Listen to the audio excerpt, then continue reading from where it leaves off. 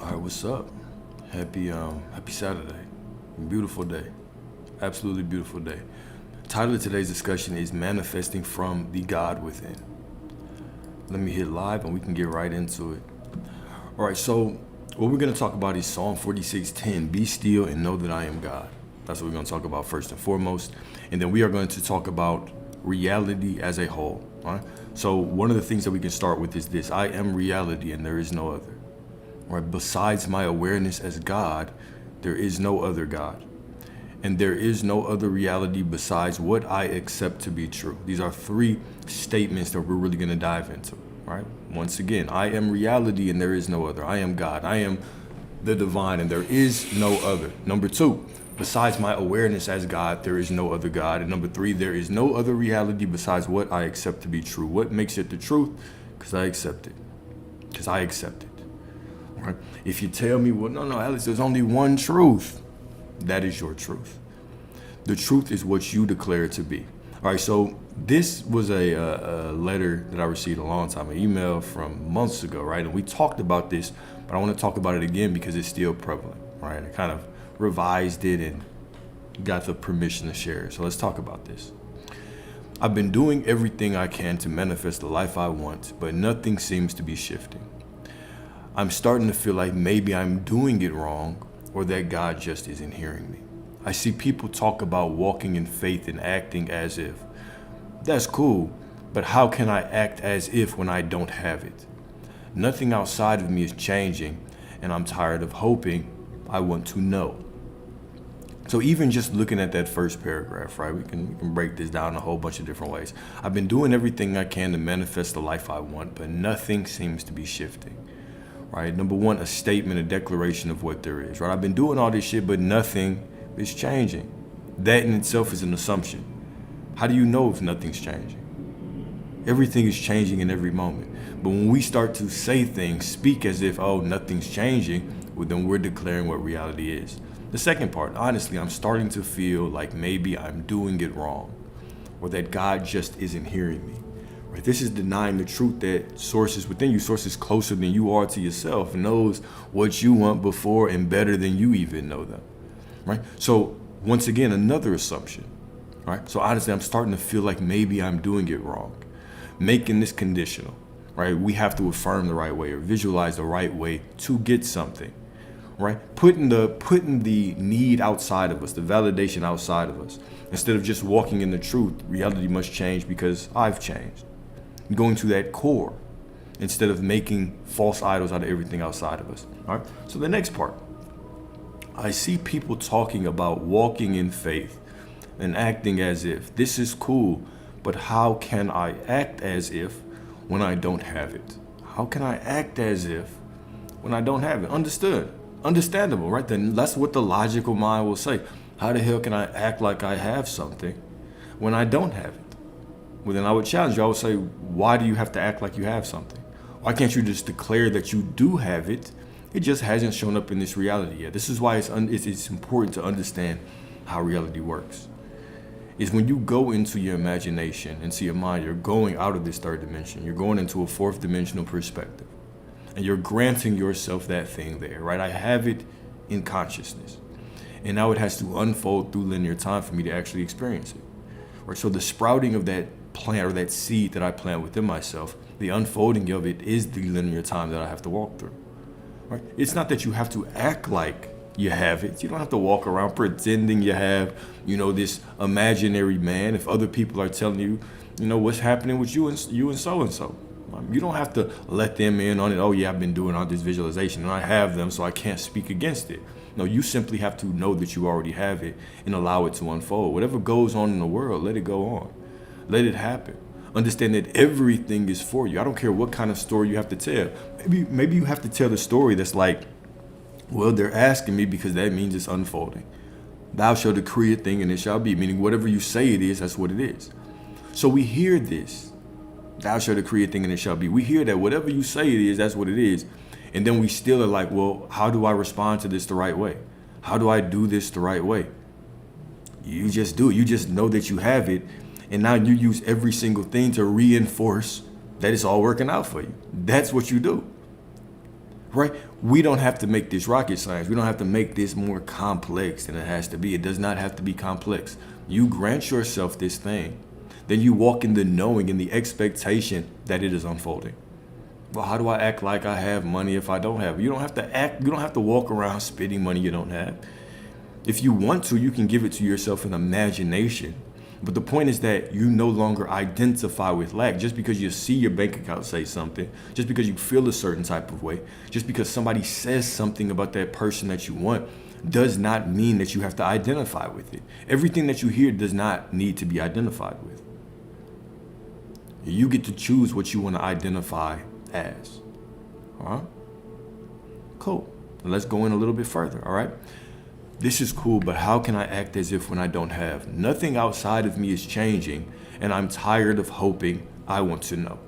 Right? Once again, clinging to our limitations, right? Nothing outside of me is changing. I don't see the validation outside of me from what I'm doing. I need to see it out there to know it works. Right? I'm tired of hoping I want to know. Well, what is the difference between hoping and knowing? It's a choice. You are always believing something.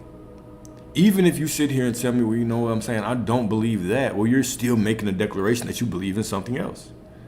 You're always making a decision on what you believe.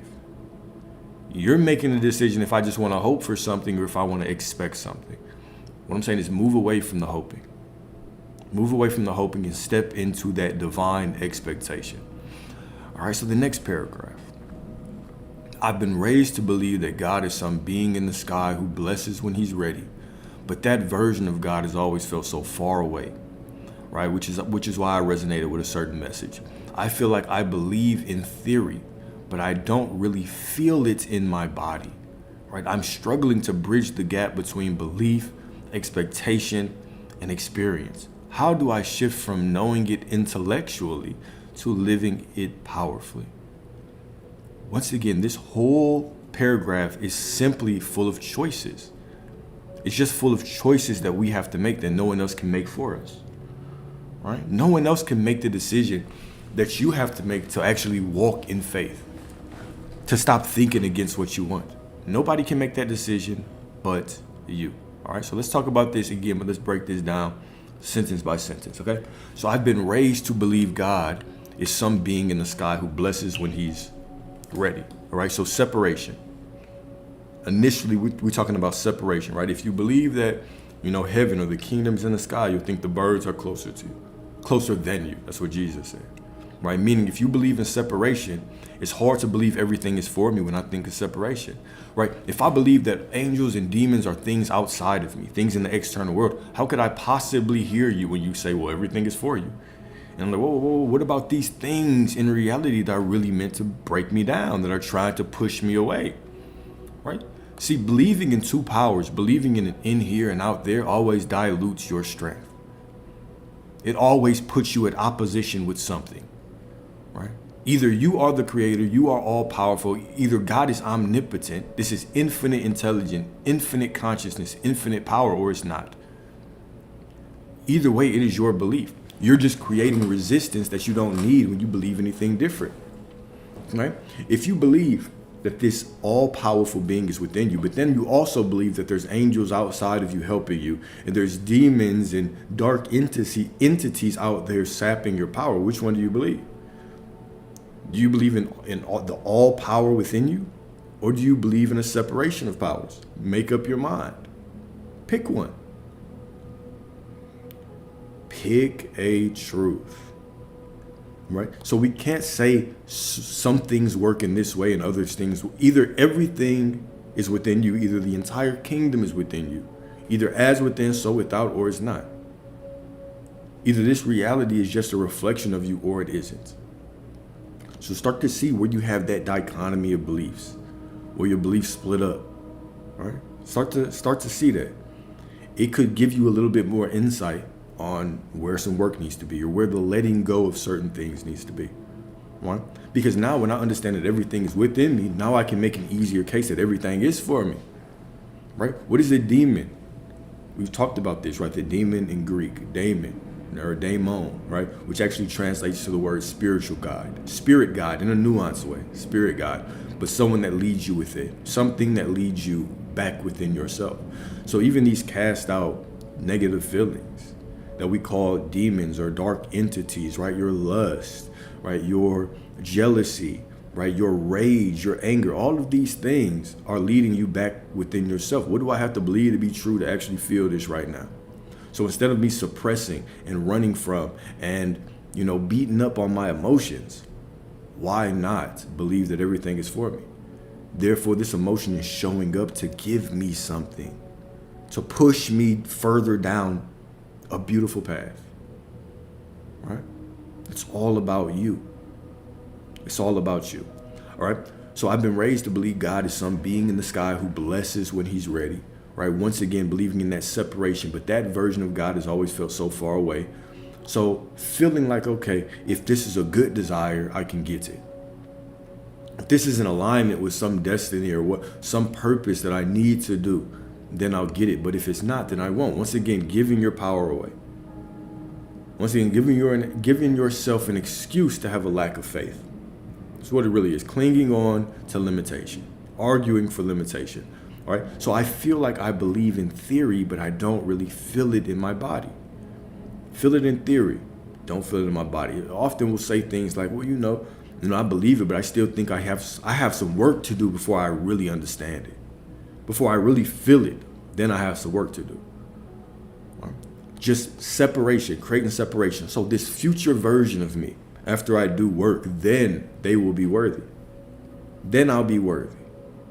Just creating this process that you have to go down to get what you want. Once again, making the excuse for limitation. This is what all of these things are. We're just constantly making these excuses. Yeah, okay, it's cool to feel limited, right? It's cool but it's not. You have everything within you to live the absolute life that you desire, the life that you dream. The only thing that's keeping you from it is you will not accept the absolute fact. Hear this. Listen to this. The only thing keeping you from getting what you desire, from having it, is you refuse to accept the fact that you are already the person in alignment with that thing right now. That there's no work you need to do. That there's no shadow work you need to do. There's no reprogramming that you need to do. You, by telling the story of those things, are creating space between you and that thing. You're saying, okay, when I do this work, then I'll be worthy. When I go down this path, then I'll be worthy. But here's the thing, you've never not been whole. You've never not been perfect. The only thing that has kept us living that illusion of imperfection, that illusion of unworthiness, is that we continue to tell the story that we're not worthy. This is the thing, is that this reality creation space is actually very, very simple. It's very easy.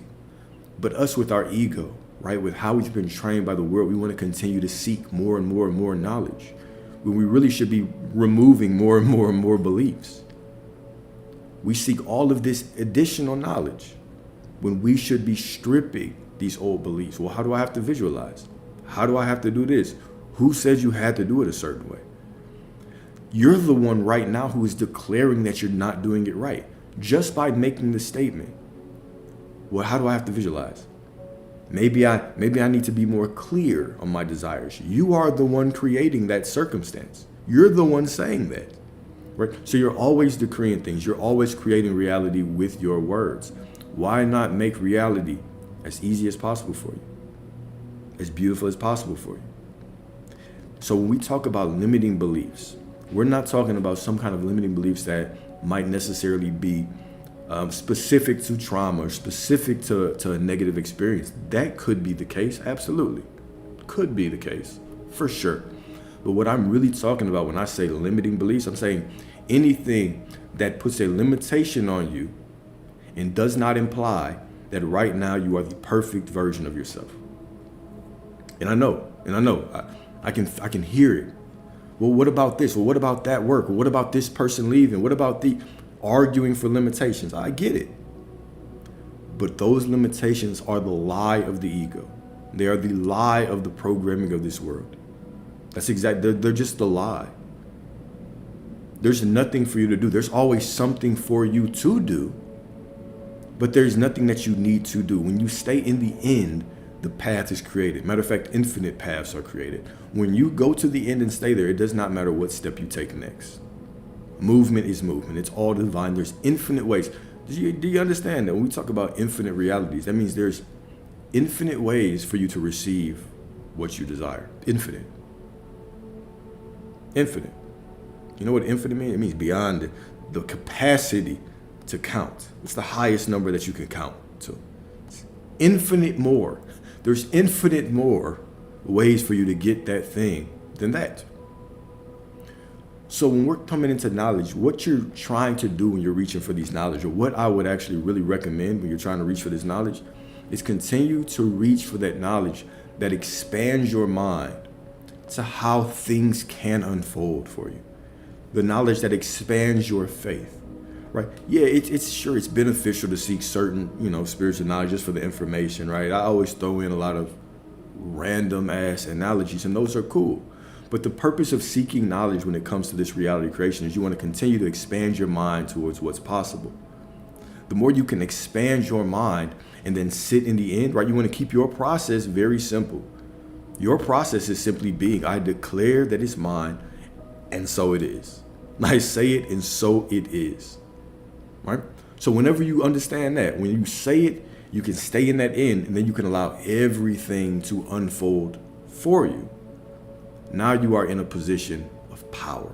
Okay? Now you're in the position of power when you can do that. So next part of this, I'm struggling to bridge the gap between belief, expectation, and experience. How do I shift from knowing it intellectually to living it powerfully? Once again, this is a choice. Right? This is an absolute choice.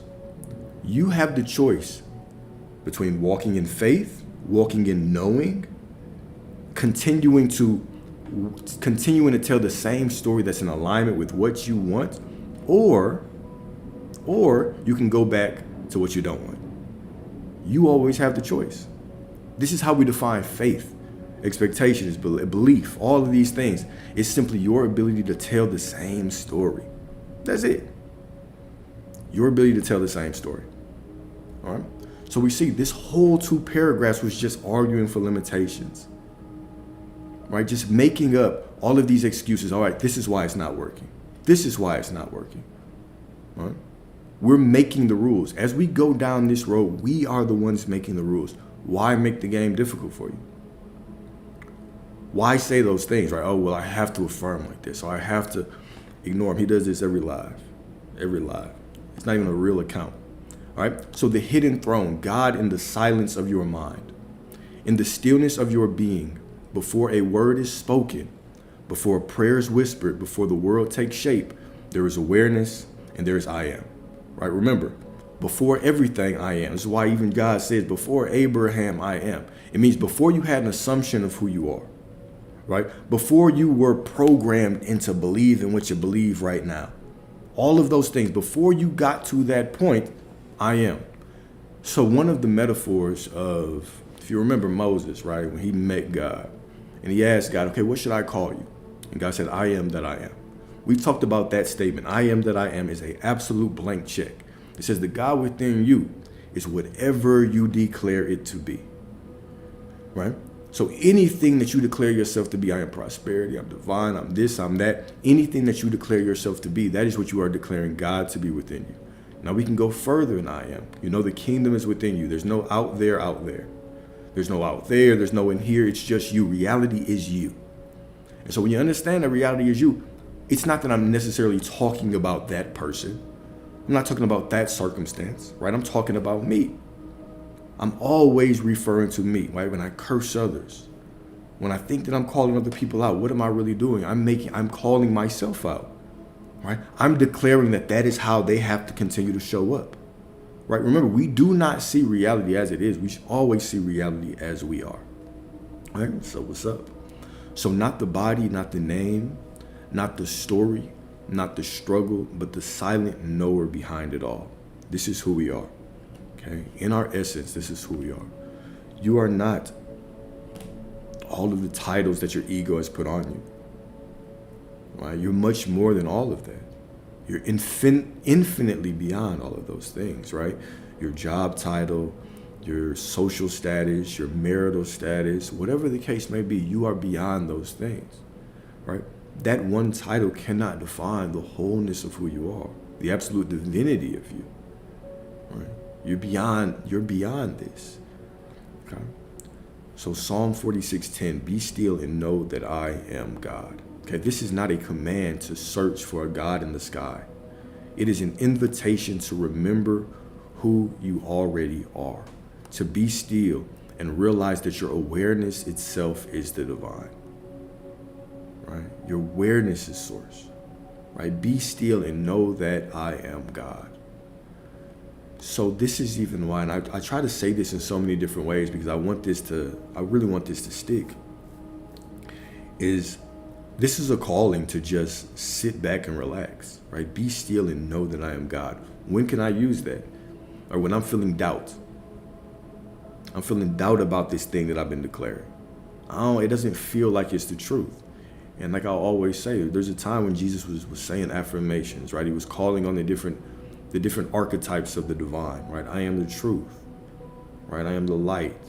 I am the way. All of these things were for very specific reasons. When I don't believe, even though I'm declaring, so I'm saying something, but I don't believe, I have to remember that I am the truth. Meaning whatever I say, whatever I attach to my I am awareness, whatever I declare that I am, that is the truth, right? It doesn't say I feel the truth, right? It says I am the truth. What I declare repetitively, consistently, that is the truth. Even if I do not know how I'm going to get there, I am the way. What I say it is, that is the way. Okay? So that be still and know that I am God is a calling that no matter what you are going through, just understand that you can be still and you can call on your I am awareness. You can declare what you want this situation to be, what you want this person to be, what you are. And that is where your power lies. Your power does not lie in going out there and trying to change anything. Remember, you can't. There is no spoon. Right? Try not to bend the spoon. It's impossible. Right? Simply remember the truth. There is no spoon. There is nothing out there to change. The only thing to change, to move, to bend, to mold is yourself. You change your perspective and you change reality. This is where the work is. That faith without works is dead. This is what that work is. That work is constantly going against your own mind. It's you versus you. You versus you. All right? So that be still and know that I am God. Psalm 46:10. This is not a command to search for a God in the sky. It is an invitation to remember who you already are. To be still and realize that your awareness itself is the divine. This is a very profound, this is a bar right here, wrapped up in 3 sentences, but this is a life lesson. Psalm 46:10. Be still and know that I am God. This is not a command to search for a God in the sky. That's not what it means. It is an invitation to remember who you already are. It's to remember that, whoa, no matter what circumstance I'm in, my awareness is the divine. In the beginning, there was the Word. In the beginning, there was awareness, and everything is made of awareness, of consciousness. My consciousness is the divine. So it is to be still and realize that my awareness itself is the divine. Whatever I say this situation is, and so it is. Everything is meaningless without me, without you. All right? God is not a part from you. God is your consciousness, your imagination, your I amness, right? You are within source the same way source is within you. You are inseparable. Let others argue for their limitations. You are inseparable. You are source. There is no other. You are God. You are reality. And there is no other. There is no other. All right? So the only creator is consciousness. There is no other reality besides what I accept to be true. What you accept to be true, that is reality. You're accepting that everything is working out perfectly. You're accepting. What does accepting mean? Your refusal to think otherwise. Your consciousness, your awareness, your ability to go back to the same story no matter what. That is reality. That is reality. Because I have changed and everything else must change, that is reality. The same way that declaration of, oh man, maybe I'm not doing those affirmations right. That is a declaration right there that you're making is conditional. You believe you have to do affirmations right. And because you're questioning it, that means you're not doing it right. And so therefore you cannot get what you want. And reality says yes. Reality says, of course. Of course, boss. I got you. Anything for you. This is how much I love you. This is how much I'm devoted to you. That source within you says, anything you want, I am absolutely devoted to you. And so the moment that you become devoted to the higher self, you become devoted to those desires that you have in your mind. The moment you become devoted to that version of you, now you're meeting in alignment. You're meeting that devoted I am awareness with your devotion. That was a bar again. When you can meet the devotement, when you can meet the devotion of that source within you that gives you everything that you expect, with the absolute devotion to your desires, that's magic. That is absolute magic. What's the difference between others' free will and them acting as my subconscious is saying they are? No difference. No difference. There's infinite versions of you, okay? And so there's infinite versions of everybody. And so your expectations of whoever brings forth the version of them whose free will is in alignment with your expectations, right? As simple as it is you're never impeding on someone's free will. You're the perfect match. Your expectations of them are the perfect match for their free will. This is why even if you go searching in their phone, you're going to find exactly what you want. You're going to find exactly what you're looking for. Why? Because what you're looking for, what your expectation is, the version of them whose free will is in direct alignment with what you expect will come forward and say, let's do this. Let me show you something. So everyone has free will. But in your reality, everyone's free will matches your expectations. For sure. All right. So there is no other reality besides what I accept to be true. Sometimes I feel like I need like a jolt to really just get into the zone. Sometimes I'm just too comfortable and then something just happens and all of a sudden I get put in the zone. I appreciate y'all. All right. So there is no other reality besides what I accept to be true. Look around. Every relationship, every opportunity, every obstacle is an outpicturing of your inner world. Every relationship, every opportunity, every obstacle, every loss, every gain, every moment of miracle, every moment that you perceived as not going right, everything. The lover who stayed, the one that cheated, it's all an outpicturing of your inner world. Now, sure, this could be alarming at first. But when you really start thinking about this means that there's absolutely nothing in your reality that is outside of your control. There's nothing in this reality that's outside of your control. It's outside of your power.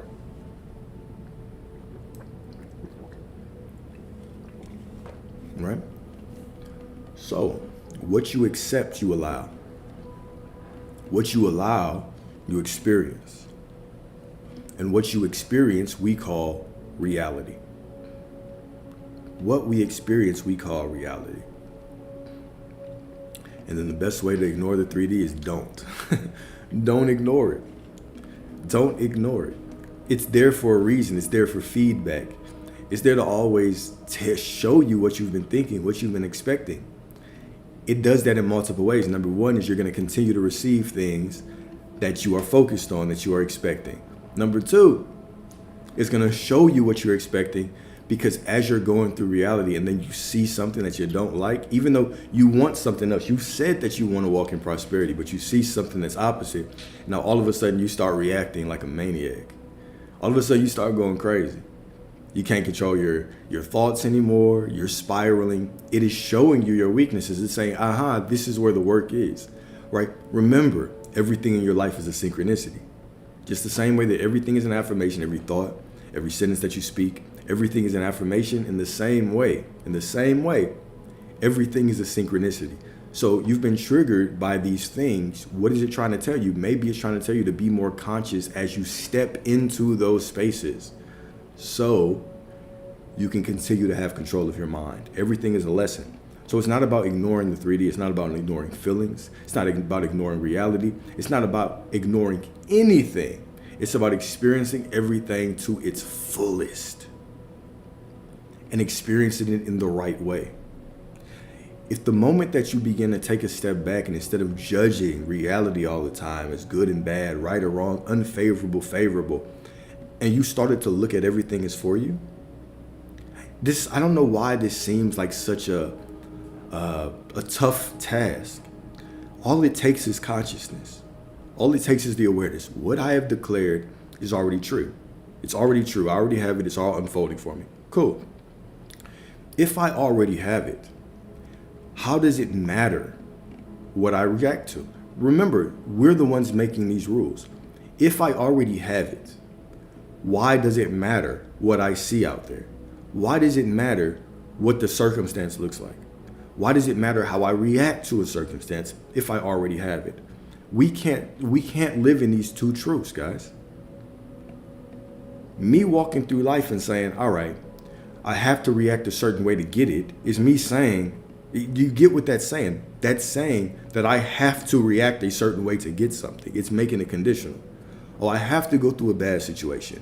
And when I see some shit I don't like and my body's going crazy, I have to react like this, then I'll get it. And then we get out of that situation and we start looking back like, did I react right? I don't know. Hopefully, who knows? We're just adding more and more resistance. You're the one creating this. You're creating the rules. You're creating the rules. Because you have declared it, you have it. You have it. So you continuously have to go what? Against yourself. You have to go through these situations. And no matter how you feel, you do your best in those situations. Feel however you feel. But you stay aware and tell the same story that everything is unfolding for me, through me, as me, by me, to me. However you want to say it. It's all happening for you and through you. You're the rule maker. Right?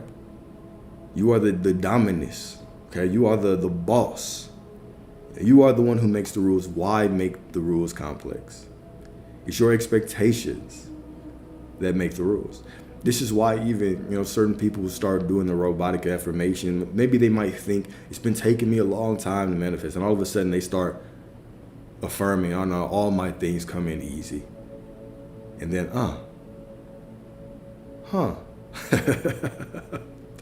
right? All my things come in easy, and then all of a sudden everything starts flowing in, right? All of a sudden things start flowing in.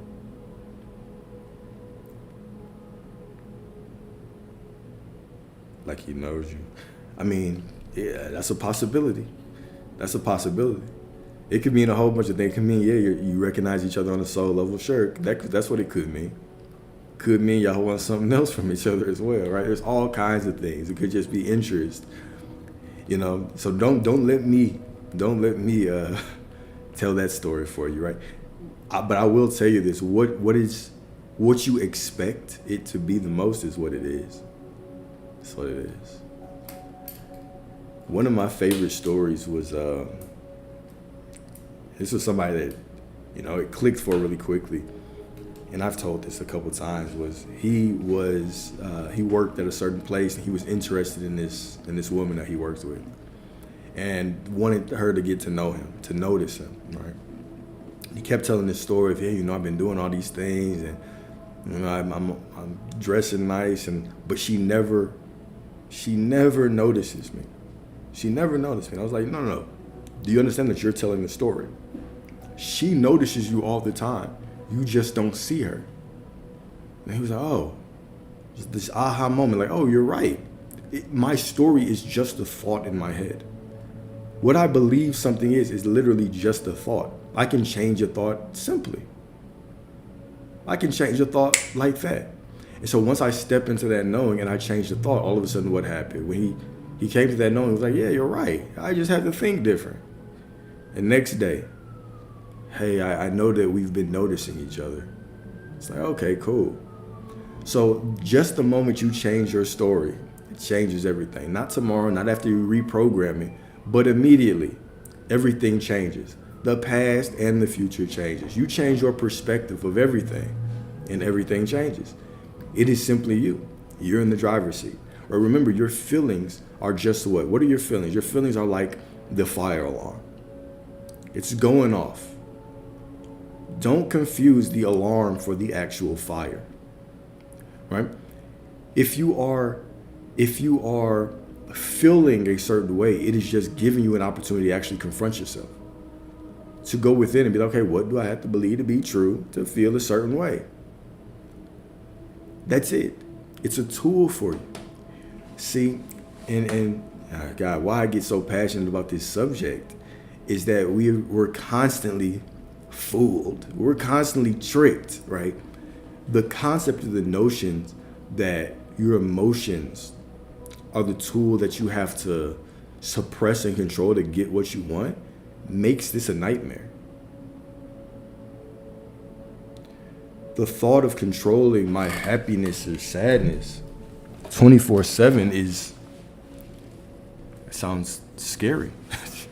It doesn't seem possible, right? Maybe there is somebody out there that can stay happy 24/7 or stay in one emotion 24/7, but those type of people usually get locked up, right? Those type of people usually aren't experiencing the free world.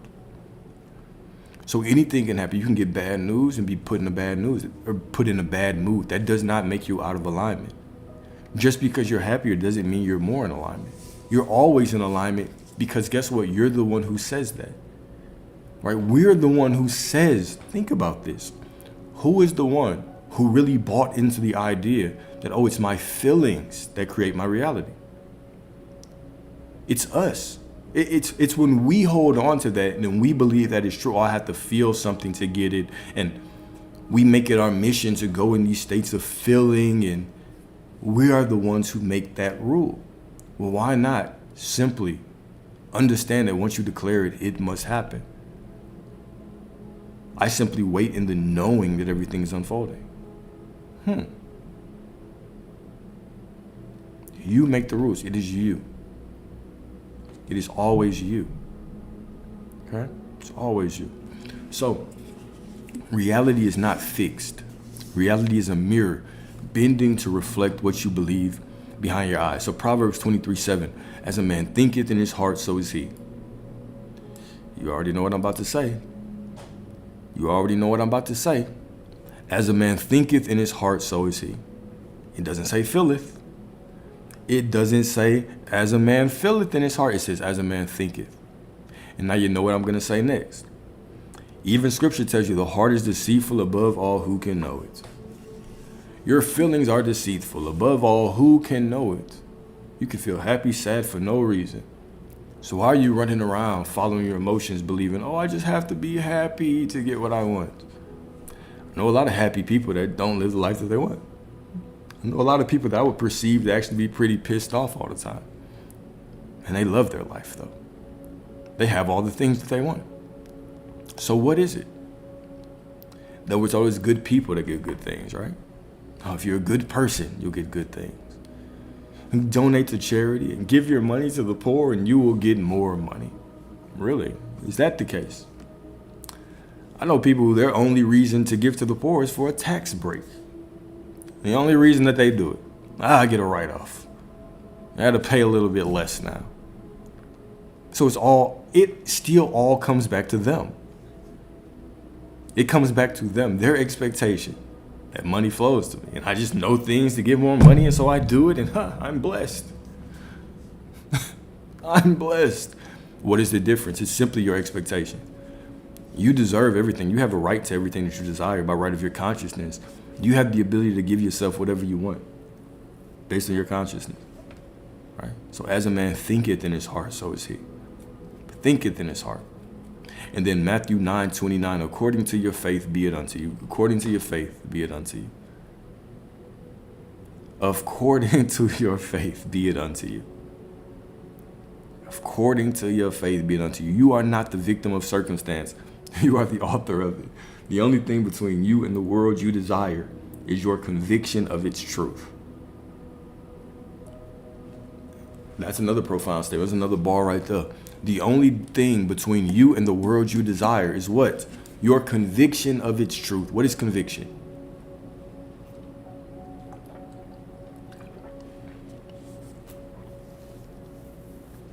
What is conviction? Conviction is just your ability to continue to go back to the same thought. That is conviction. What is knowing, right? Conviction, knowing, belief, faith. It is my ability to continue to go back to the same statement, to make the same declaration. That is faith, right? Faith isn't a feeling. Faith isn't a feeling. You can be scared than a motherfucker and have a lot of faith. You can be nervous as hell and still refuse to believe that the Most High will not show up for you. I can be without a home,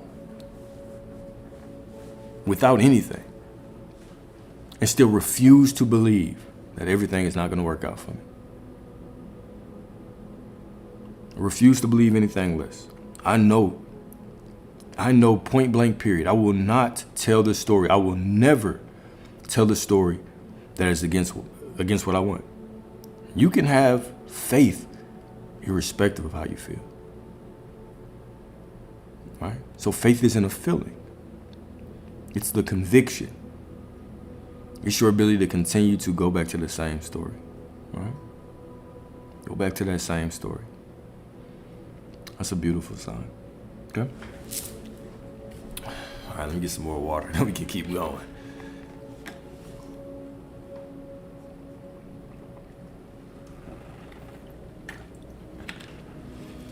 All right.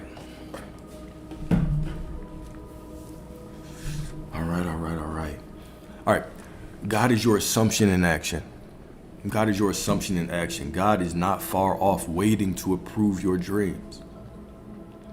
God is your assumption, the felt belief that you hold within. What you assume to be true, you give life to. What you persist in imagining, you resurrect it for. Remember, reality is just consciousness. We know that through quantum physics, right? If you put a consciousness, or if consciousness focuses on particles, they collapse into waves. Okay, the observer effect, right? When there's no consciousness, right? This is when they actually shine that light, okay? In between those two slits, the double slit experiment. And they realized that when there was no consciousness present, the particles, right, the atoms, they basically moved around in an unpredictable way. They disappeared in this reality. They showed up in infinite different combinations. But once some consciousness was placed on them, then those atoms actually collapsed into waves, meaning nothing exists until consciousness is put on it. This is all it means, is that everything is just an infinite possibility until consciousness puts its attention on it.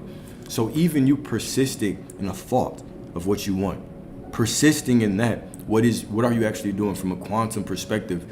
You are actually collapsing different possibilities into form. You are collapsing. It's your attention that is collapsing everything into form. Your attention. All right? So what you say I am, you are naming God. When you say I am love, I am free, I am prosperous, you are speaking the language of creation. Heaven bows to your inner word, and the universe reshapes itself to match your inner vibration. Right? So the greatest lie that was ever told was this: that the divine is somewhere outside of you, that you must beg, perform, or suffer to be worthy. But even Luke 17:21 says what? The kingdom of God is within you. Right? When they said, when will the kingdom return? It's not something that you can see. No one will say, lo here, lo there. For the kingdom is within you. Right? It's always been within you. Where do you feel your desires? Right? Where do visions arise? Where do you imagine the life that you long for? Okay, it's within. It's always within. Right? Where do these goals come from? They come from within you. Where do these visions rise up from? They come from within you. Right? You have been speaking to God all along. Every time that you imagine, every time that you believe, So stop outsourcing your power. Stop praying to a concept that you don't embody. The highest form of worship is assumption. The highest form of worshiping and honoring that God within you is assuming, embodying the version of you that already has everything that you desire. This is how you honor the temple of the Most High. Right? Stop praying to a concept that you don't embody. We beg and beg and beg and beg for things, but we refuse to embody and walk in that faith of knowing. Walking through life knowing that everything is perfectly unfolded for you, boy.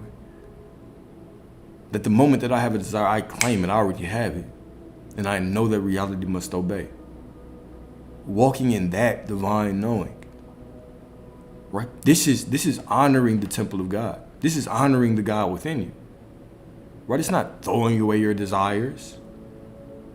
Right? This false earthly sense of humility. Right? Throw away your desires and all this shit. That's what that is doing. That's reducing the God within you. That's assuming that your desires are random. That your desire for prosperity to help your family is just random. And I might get it if that's God's will. It's God's will because it's your will. God's will is your will. Your will is God's will.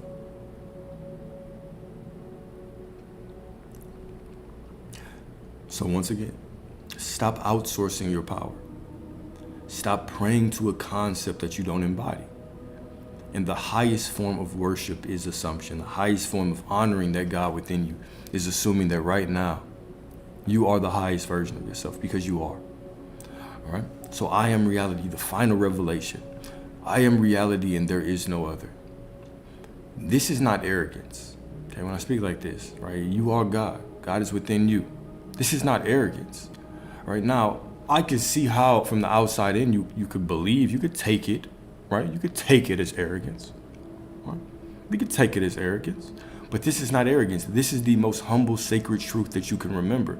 Because if you are aware of yourself being God, of you being God, there is no outsource. If you think of God outside of you, you have the wrong impression of the Most High. You have the wrong impression of Source. Okay? If you are aware that God is within you, then you are God in expression. What you embody is the expression of God. It's the expression of the divine, right? Everything that you touch is touched by God. Everything you imagine is imagined by the Source.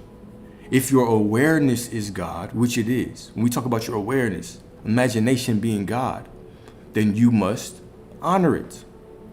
Guard your self-talk like a temple. Speak life into your visions. Do not doubt the whisper within. You are not waiting on God. God is waiting on you to believe. You're not waiting on God. God is waiting on you to believe. Reality is waiting on you to embody. It's waiting on you to embody who you want to be, to allow reality to follow. You are the one who commands reality. You are always the one commanding reality. Remember, reality is done. God's not creating, right? There are infinite ways to get to your desire. There are infinite realities out there. Everything is done. But God has given you everything that you need to step directly into the version of yourself that you need to be to get what you want. Right? And I get it. I get it. It's easy. It's comfortable to argue for our limitation. It's easy to say, okay, there's a power out there. It's easy. No. Give up your desire. There's something greater than you. But the moment that you begin to step into accountability that everything in my life has been my fault or my creation, my expectations of others is how they have showed up. This is that narrow path. This is the path of accountability. Right? This is the path of the divine. This is the path, this is the highest path, that Christ consciousness path that you can walk. Is I assume responsibility for everything in my life, and I understand that Source gave me everything I need to get whatever that I want in this reality, simply by being the largest version of myself. Okay? Simply by being the largest version of yourself. Right? So a couple reflection questions. Number one, what truths am I unconsciously accepting that shape my world? Right? What truths am I unconsciously accepting that shape my world?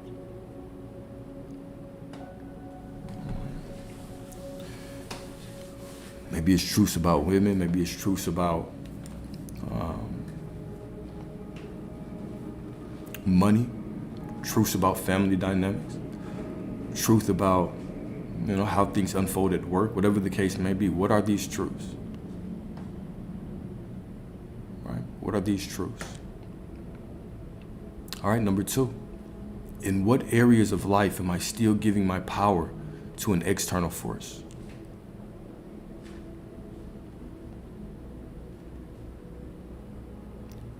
Where am I still giving my power to an external force, right?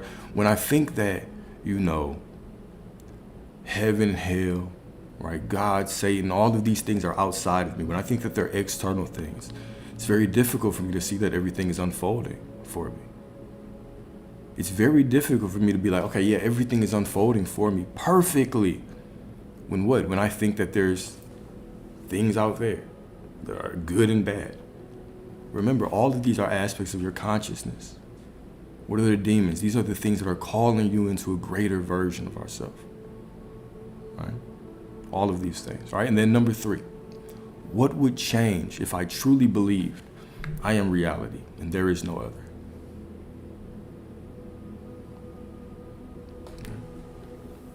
What would change if I truly believe that I am reality and there is no other? Maybe you would walk around with a little bit more conviction, right? Maybe you would walk around with a little bit more faith in the Creator, right? Maybe you would just breathe a little bit easier. Maybe you wouldn't, talk back to people that they're not gonna get it. Maybe you would just let them go down their own path, right? What would you do if you understood, if you truly believe that I am reality and there is no other? How would your life be unfolding differently? Okay? So in closing, I am the beginning and the end of my world. I am the voice that calls forth abundance, love, and peace. I am God in form. My imagination is sacred and my assumptions are law. And then there is no other reality but what I declare to be true. Of course, we got some more affirmations, but this is just to close, all right? Let this not just be words. Let this be your walk, your posture, your embodiment. You are the dreamer and the dream, the creator and the creation, the voice and the echo. I am reality and there is no other. Right, what this implies, we talked about those 5 levels of creation, right? And that highest level, that I am, right? Level 4 was I am the author. It's that knowing that, I'm creating reality, that as within, so without. Whatever I assume to be true within me, that is how reality has to respond. But an even higher truth than that is the pure I am that I am. There's no separation, right? There's just me as source. There is me in direct communion with that God within me.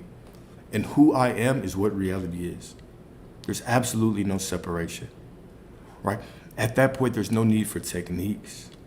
There's no need for, giving any power to anything outside of yourself.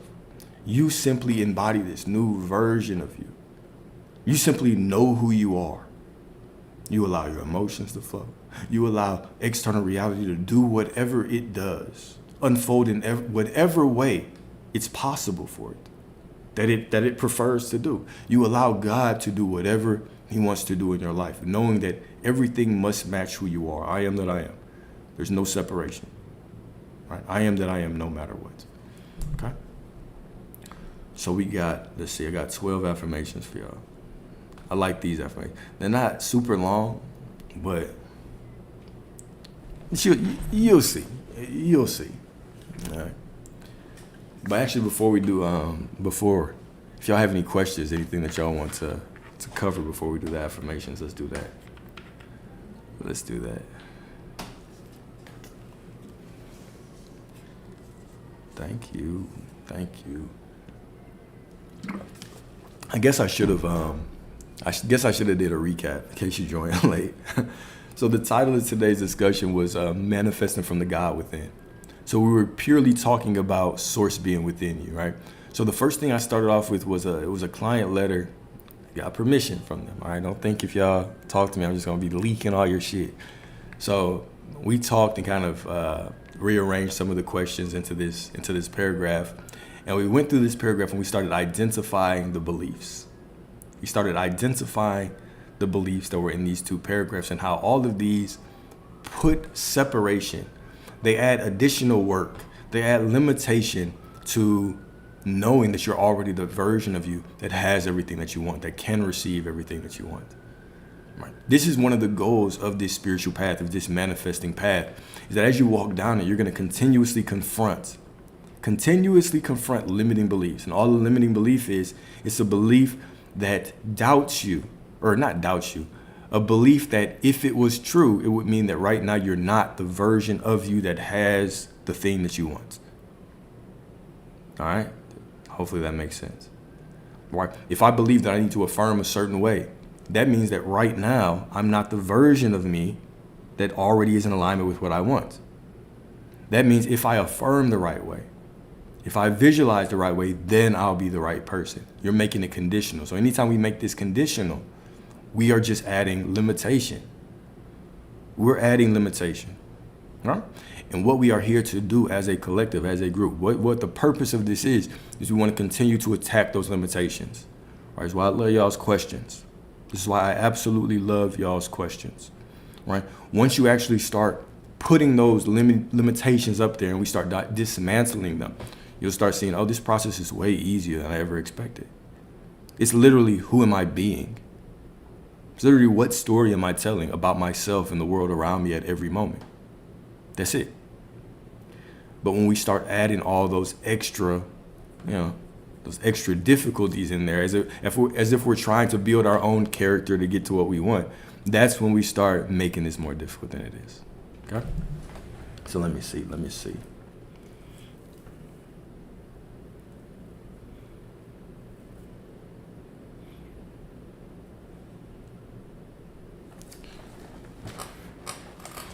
Look at you. Oh shit, my bad, y'all. Once I start doing this working,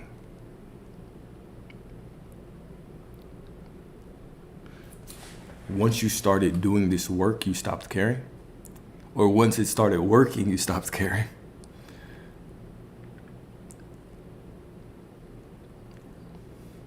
As in, can you notice the fear, declare it, let it go, saying, yeah, absolutely.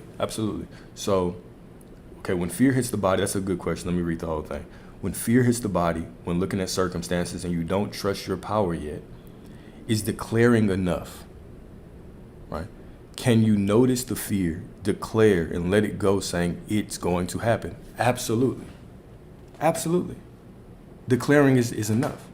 It's enough because you say it's enough. It's enough because it is enough. It's enough because that's a form of thought, and your thought is a form of prayer. This is why I'll constantly say, when you go to the end and you stay there, even when fear shows up, even when doubt shows up, those feelings in your body show up, even when an unfavorable circumstance shows up, it's simply to remind yourself, I can feel the fear, but declaring, it's still working out. Everything is unfolding perfectly. It's just making the declaration, right? And so when I make that declaration, I already have it, it's all working out, then guess what? Does that mean I'm going to naturally feel better? Maybe, maybe not. But that's not the important thing. The important thing is that you caught yourself, you were conscious enough to feel the fear, you honored the fear enough to be like, okay, I'm going to feel this, but I'm not going to just allow it to give me the opportunity to tell a story that's not in alignment with what I want. That is the key. This is where your power is. All of your power is always in declarations, words, thoughts. Even if you talk about alchemy, when we talk about transmuting negative feelings, what is this? This is just thought. You're naturally transmuting. When you feel sadness because the situation doesn't look right, and then you still declare the truth of what it is. Oh, this is just giving me clarity for this thing. Now I see myself as this other thing that I would prefer right now, even though I'm sad. So you even look at your sadness through an opportunistic lens. Look at anger as an opportunistic lens. Right? If somebody is, letting you down, let's say it's a business partner letting you down, it's okay to see yourself so wildly successful that they're begging for you back. That's fine. It's alchemy. It's alchemy. You just don't want to go down that path of starting lying and creating situations that you don't like. Oh, because this one person betrayed me. Now it's the end of the world and everything's not going to work out. And then my life is going to go to shit because that's the type of spiral that it sounds far-fetched. But when you really start examining how a lot of people talk to themselves, that negativity just oozes out because one wrong thing happens. All of a sudden, it's this avalanche. It started off with one inconvenience. At the end of the day, they're like, it was just one thing after another. What started it? The one inconvenience, one inconvenience in their mind turned into an avalanche, right? So it's just about being mindful and conscious. This is why I'll even go beyond that. That's why I love this question. It just opened up the door to talk about so many things. This is why I love it.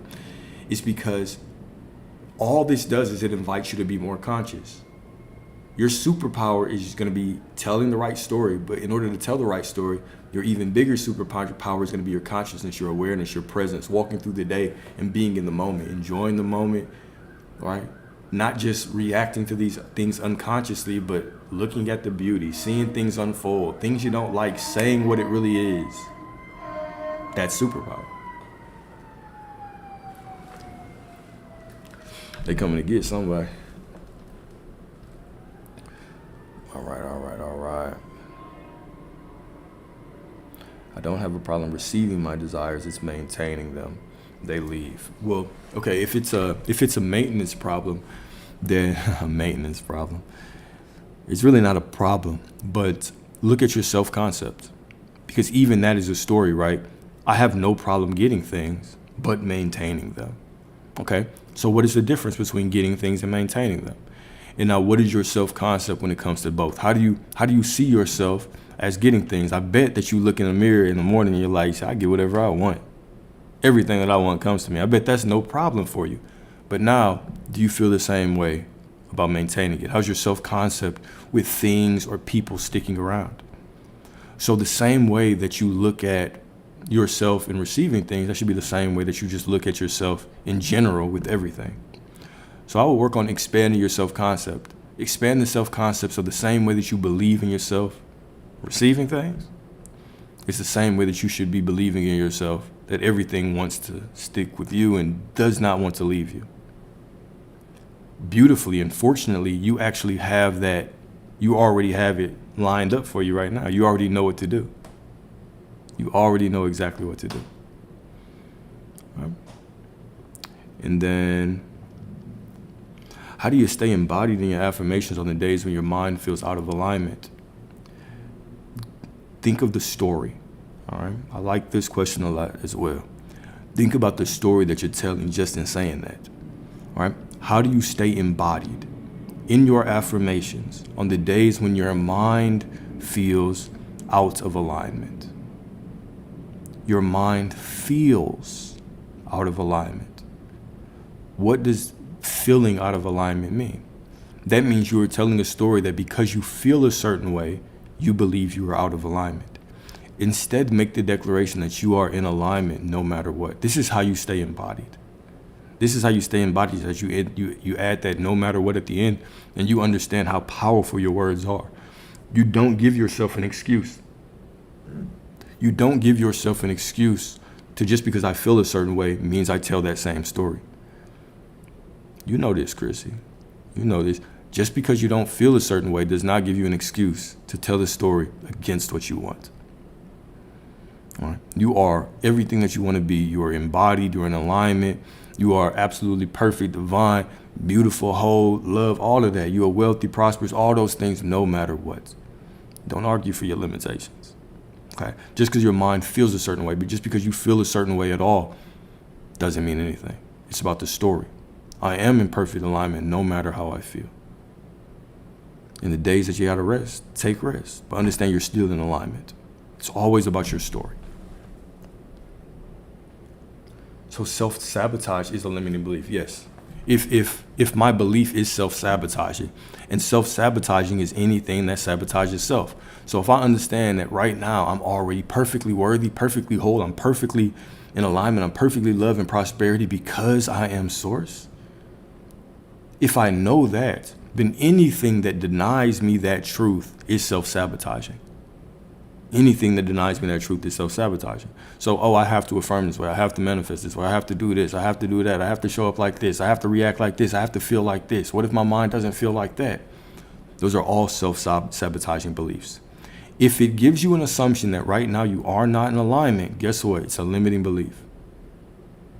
Let me say that more clear. Right now you're in perfect alignment.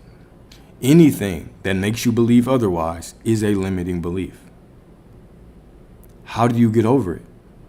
One day at a time, one moment at a time. One moment at a time. Thank you. Thank you, Maria. I'm glad you're here. All right, and how can you get out of fight and flight mode after years of abuse?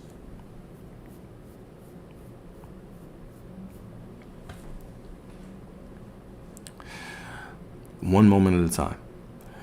I'm going to go into because we are in a time where the way that we've been programmed for hard work is actually against your God-given right of how you should be living, which is through flow state, through listening to your intuition and allowing things to unfold perfectly and beautifully through you.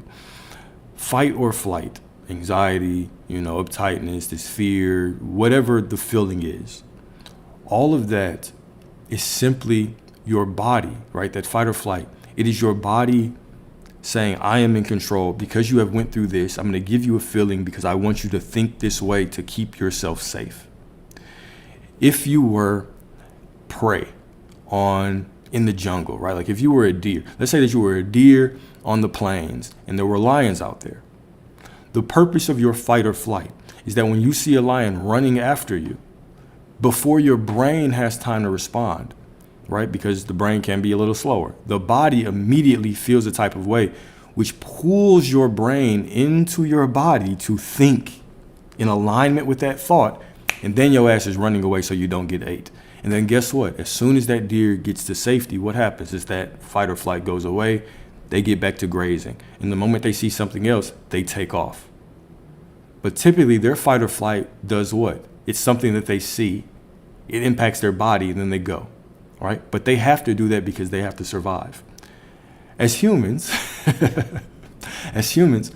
in this day and age, maybe there was a time that we were running from predators, but in this day and age, what is our fight or flight typically used for? It's to keep us safe in this environment, but keep us safe from emotional dangers. Right?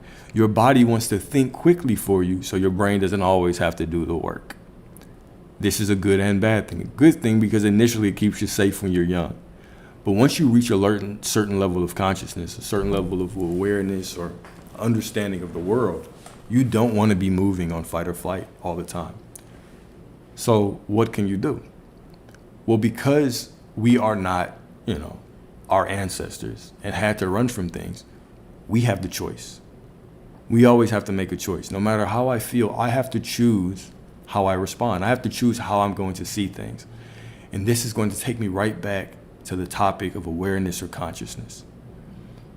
The more aware I am, the more I'm able to walk through life and understand what's going on and not just react out of emotions, react out of how I feel, but actually think through it. All right, why do I feel this way? Because of this, okay? Is that in alignment with how I want to believe right now? No, okay, well, I tell a different story. How do I want to see this? Okay, I want to see it like this. All right, and now you can talk yourself through these situations, but it just requires your presence. So I'm not a fan of saying that you're going to overcome some feelings or overcome certain things. You'll overcome them with time, but it's almost as if we want to find a way to eliminate the emotion, period. What if it never goes away? What if that emotion is just, it's who you are now? And what if it's not about suppressing or running away from that emotion, but it's simply about how to handle it better, how to tell a different story through it, how to be more aware of the situations where you're going to feel that way so you can still have enough control over your mind to tell the right story. So that's what I would say. It's not really focusing on getting away from that, but actually focusing on telling a different story.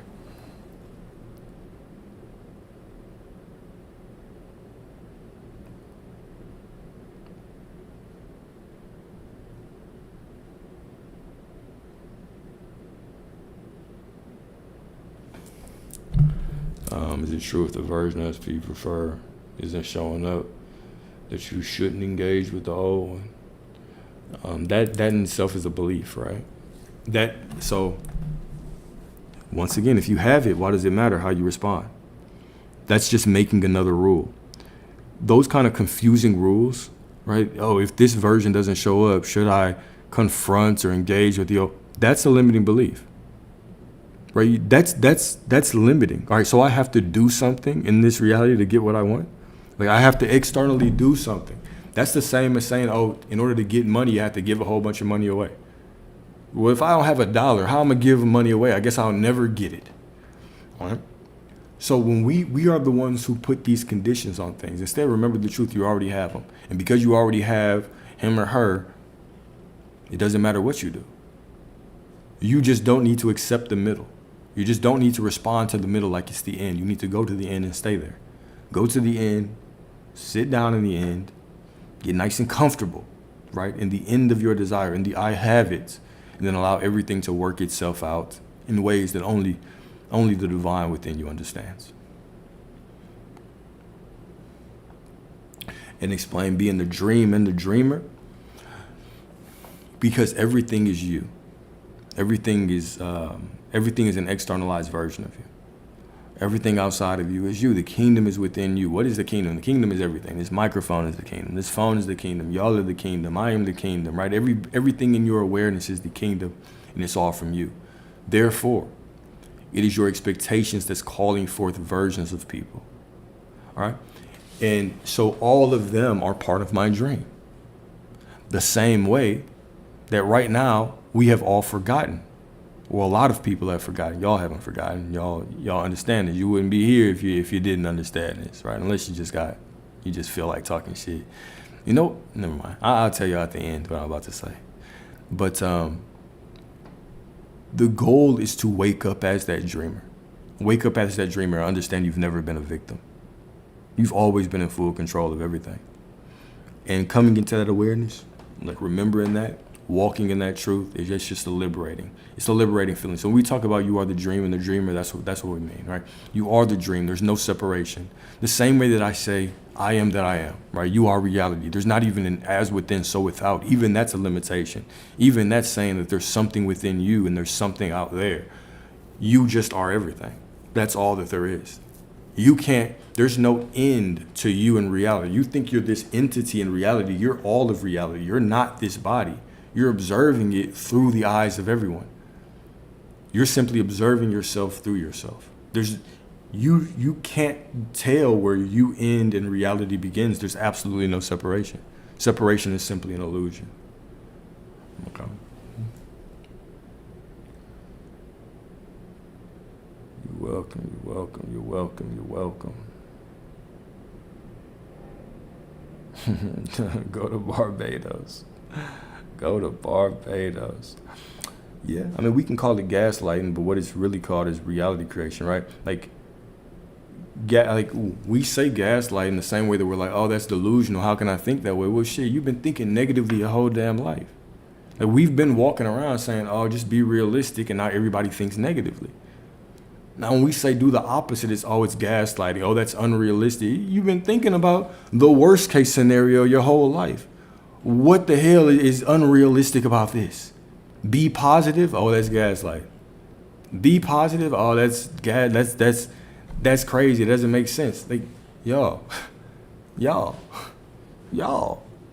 right? This is the type of society that we live in. That when we think of being positive, we think of delusion and gaslighting. But if somebody tells you be realistic, all of a sudden your hopes and dreams go to the fucking dirt. Right?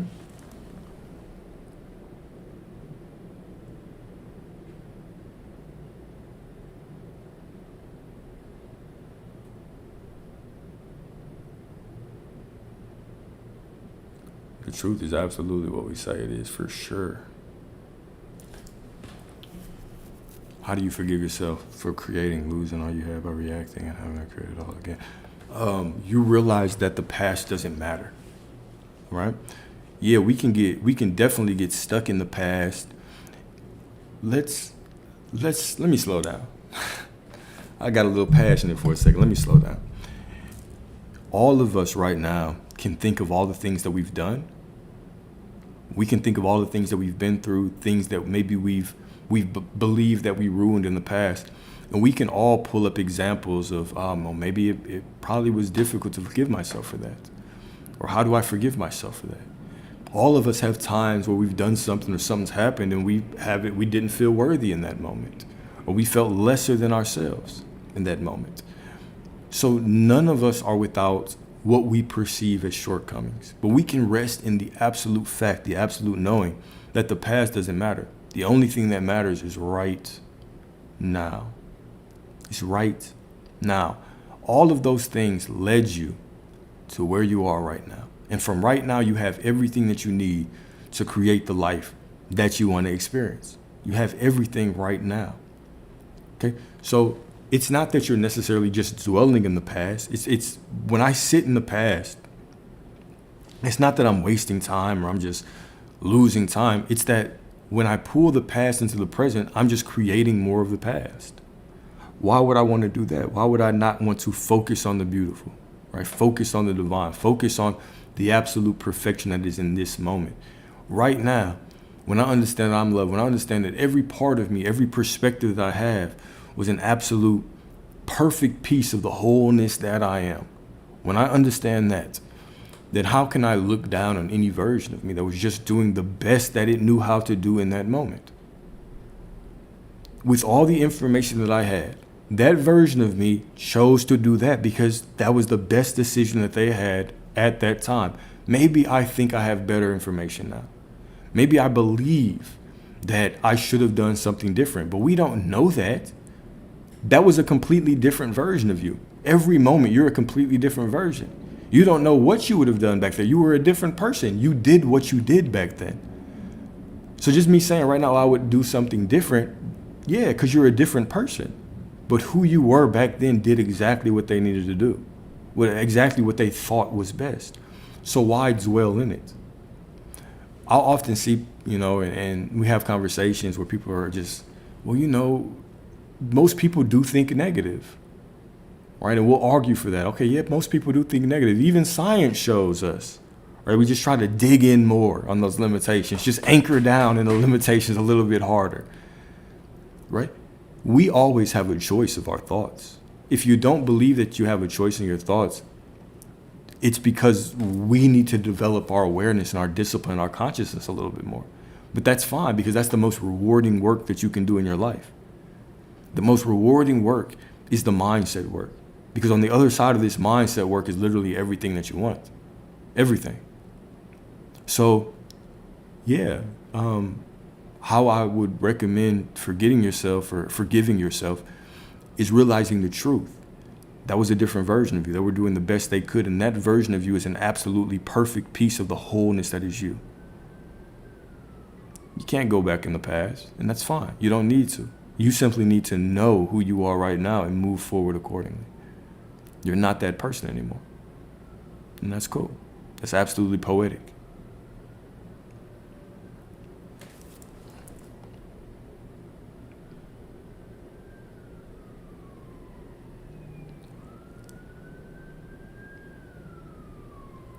Spirituality without the ability to control your reality is vanity. That was a profound ass statement, right? You just dropped the bar on that ass right there. Yeah. I mean, what is this spiritual path or going down this religious path or whatever path you may be on it without actually being happy in the reality that you are in? Right? So many people just consume information and hoard information, but don't have the awareness to control their reality. Right? It's what are you looking for? What are you doing then? Right? Like, what are you in it for? If not to take control of yourself, to be a master of self, and by extension, become the creator of your reality. Right? You can understand all of this information. You can hoard all of this information. But at the end of the day, you know what I'm saying, you're not standing in that discipline of what you want and allowing God to flow through you and impact your life, every corner of your life, then what are you doing? What are you doing?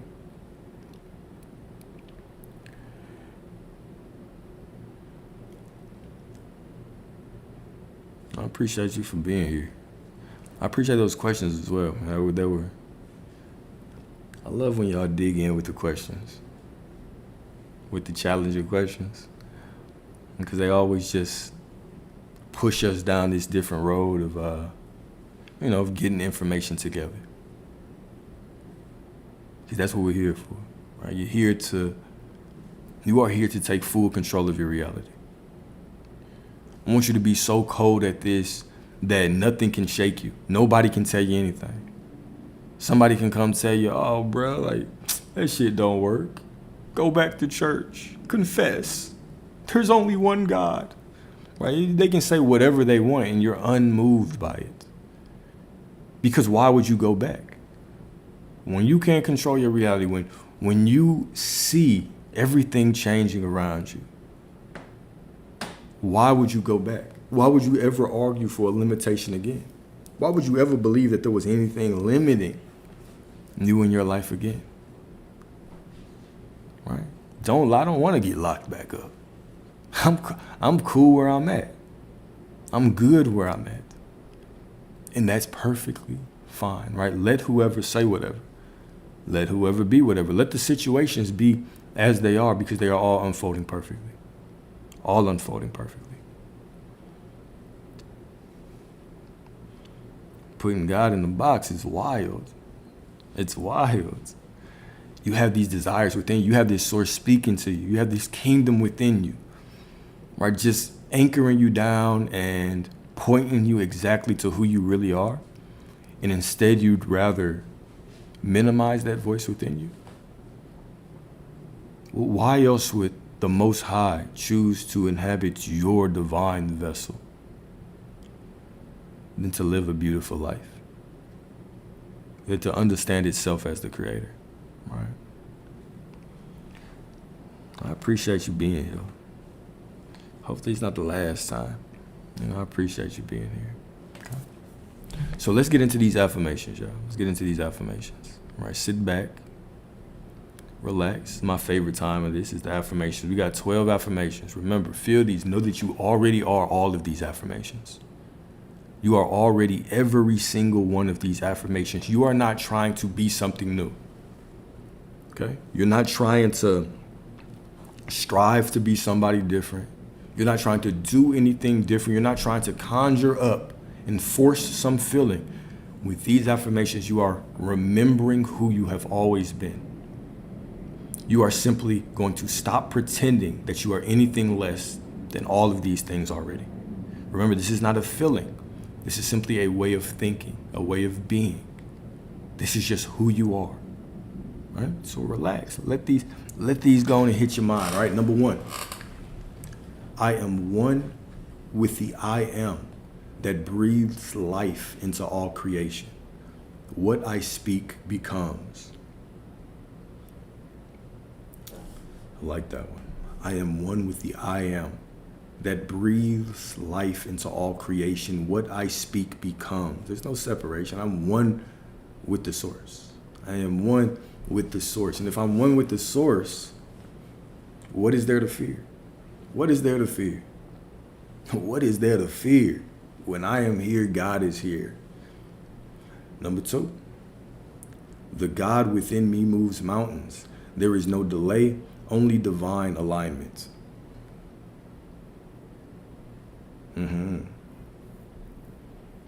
The God within me moves mountains. Remember, mountains represent those external circumstances.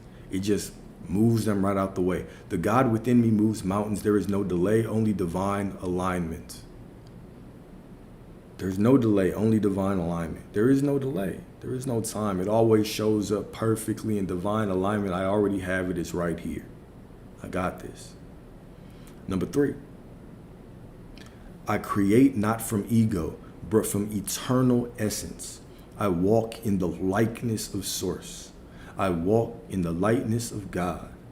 I walk in the lightness of the Creator. I create not from ego, but from eternal essence. Number 4. All right. This one might shake you a little bit. This one might make you blush a little bit. As God is, so am I. Absolutely, I'll say 3 again. But remember, y'all, I'm going to say it again, but remember, all these documents always going to be on the YouTube. You can get all these on the YouTube. All right? But number 3, I create not from ego, but from eternal essence. I walk in the likeness of source. I'm glad y'all got me to say that one again. I'm glad y'all got me to say that one again. Okay? Number 4, as God is, so am I. Limitless, luminous, and lacking nothing. As God is, so am I. Limitless, luminous. I know you like that, luminous. You like that shit. And lacking nothing. As God is, so am I.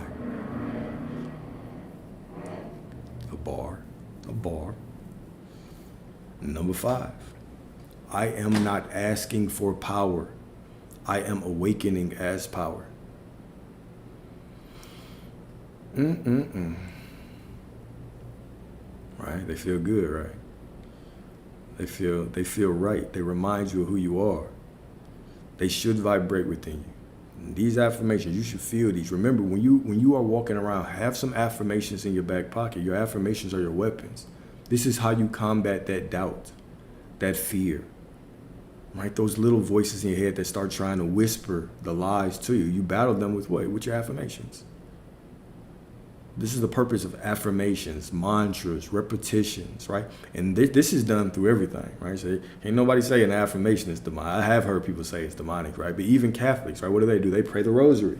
I have a rosary right here. Catholics pray the rosary where they just repeat prayers over and over and over and over and over. Why? Because we all understand the power of repetition. We all understand the power of repetition.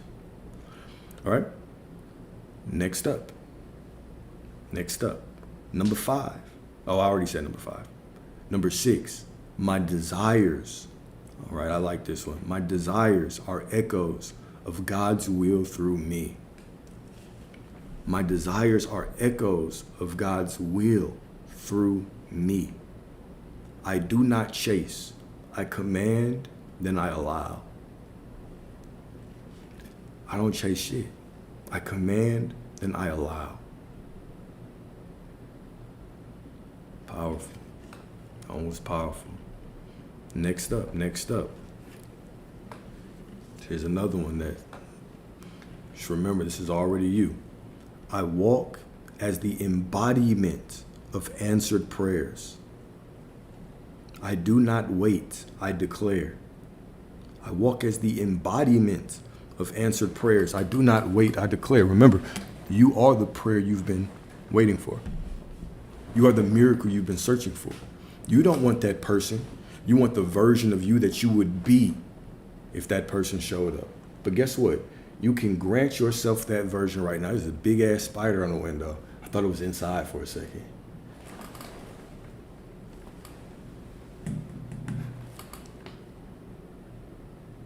No, it's outside. I'm tripping. Like, what the hell is that? All right. My bad, y'all. Number 7. I walk as the embodiment of answered prayers. I do not wait, I declare. We were about to end this shit short.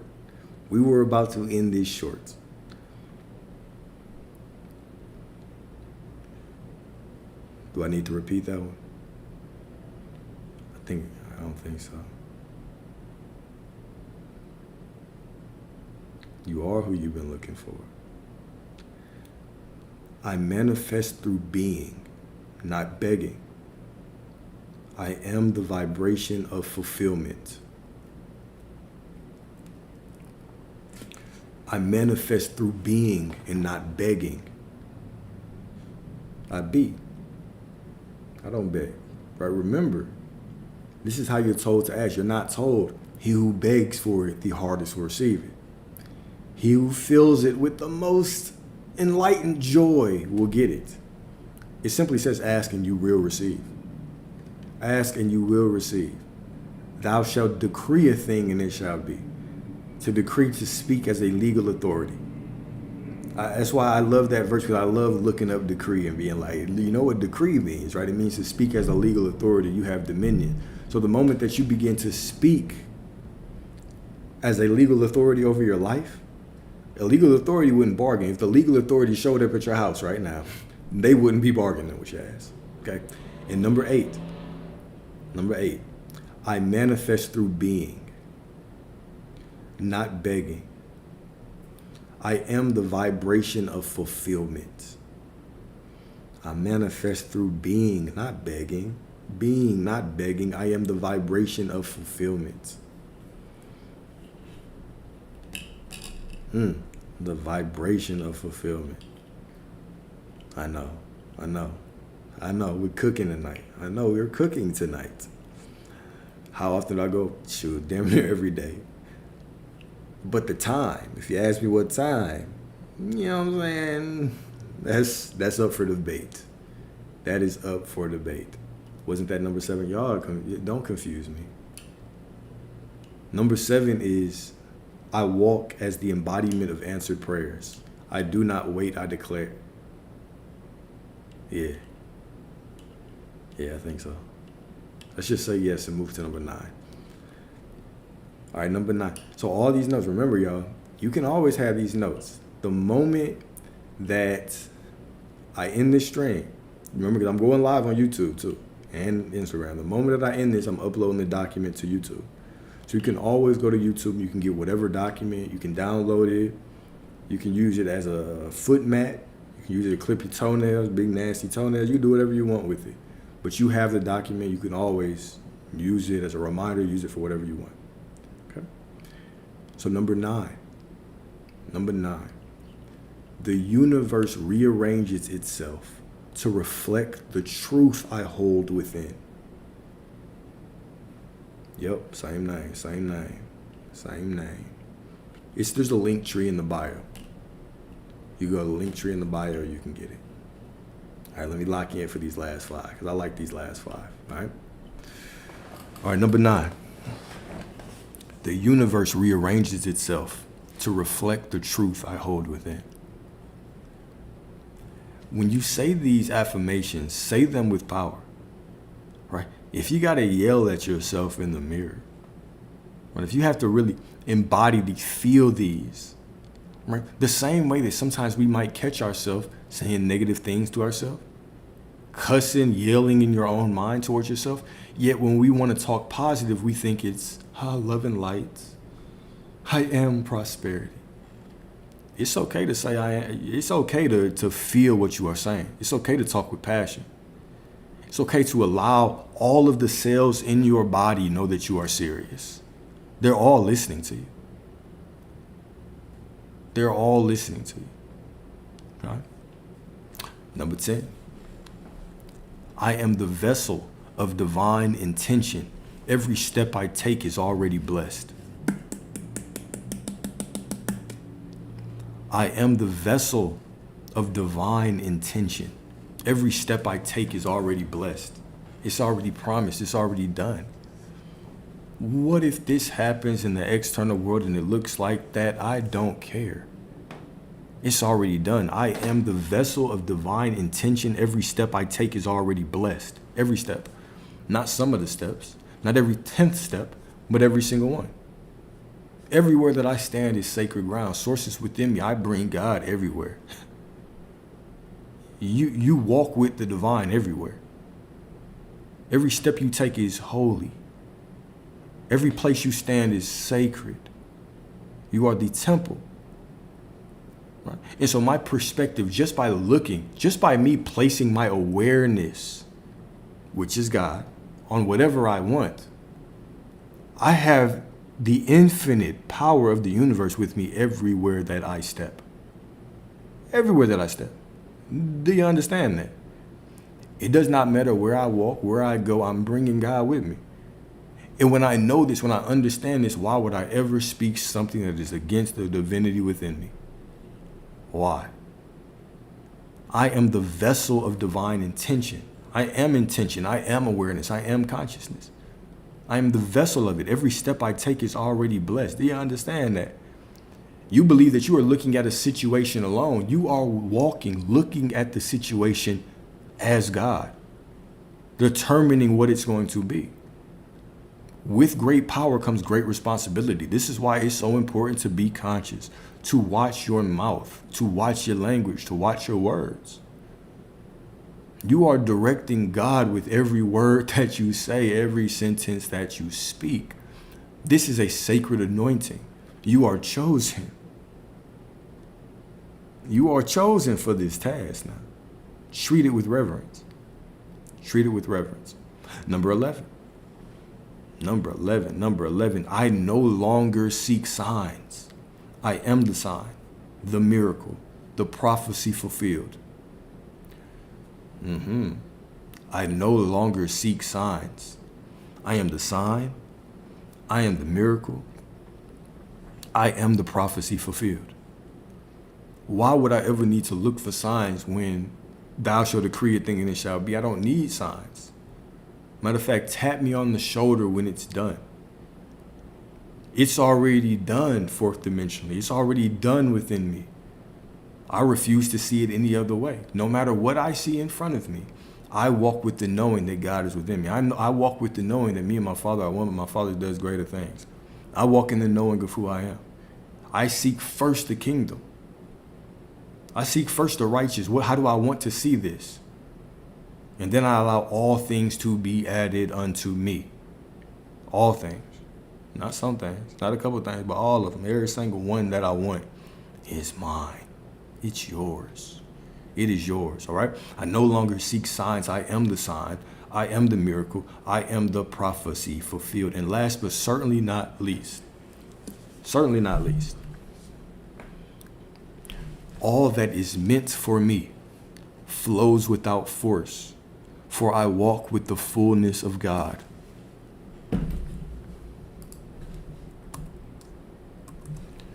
All that is me. All that is meant for me flows without force, for I walk with the fullness of God. All that is meant for me flows without force, for I walk with the fullness of God. I walk with the fullness of God. I want to break that one down. I was holding off and I was like, don't do it. But now I want to. All that is meant for me flows without force, naturally. I simply walk through life and things flow without force. For I walk with the fullness of God. What does that mean? The fullness of God. I walk with the fullness of God. When I'm so focused on walking around knowing that God is within me, just feeling the power of God vibrate through my cells, I'm full. So I know everything flows to me. I already walk with the fullness, knowing that there's no situation that is above the God within me. I don't care what it looks like. I've seen worse, and I've seen God turn it around like that. When you walk with the fullness of source, then what is there to force? Life is just about the flow.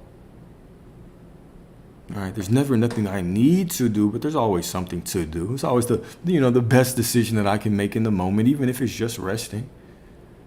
I can make a good decision. But I walk in the fullness of God. The fullness. I am fulfillment. Because God is within me, and God is every single reality. God is everything. It's omnipotent. It's infinite consciousness. We understand what infinite means. Omnipotent means it means everything. It's in whatever. It's in everything. So when I understand this fact, that means that I am nothing short of fulfillment. I am fulfillment in itself, and everything must be added on to fulfillment. If I am fulfillment, there's no such thing. Unfulfillment is impossible. It's just an illusion. So even if I think of unfulfillment, I'm like, oh shit, no, I am fulfillment. I can't be unfulfillment.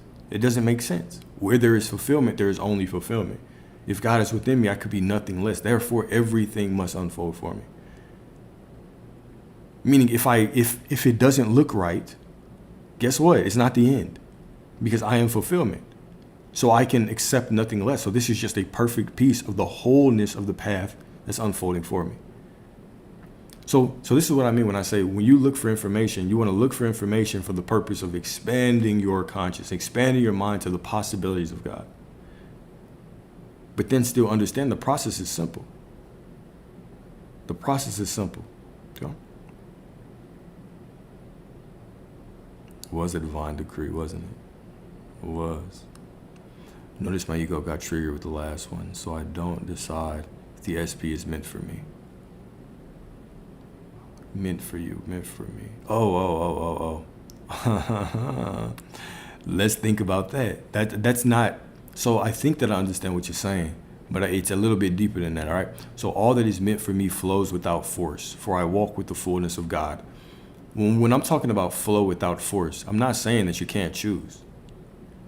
You can choose, you can have whatever you want. You can have the exact person you want. You can have the exact situation you want. You can have everything that you want.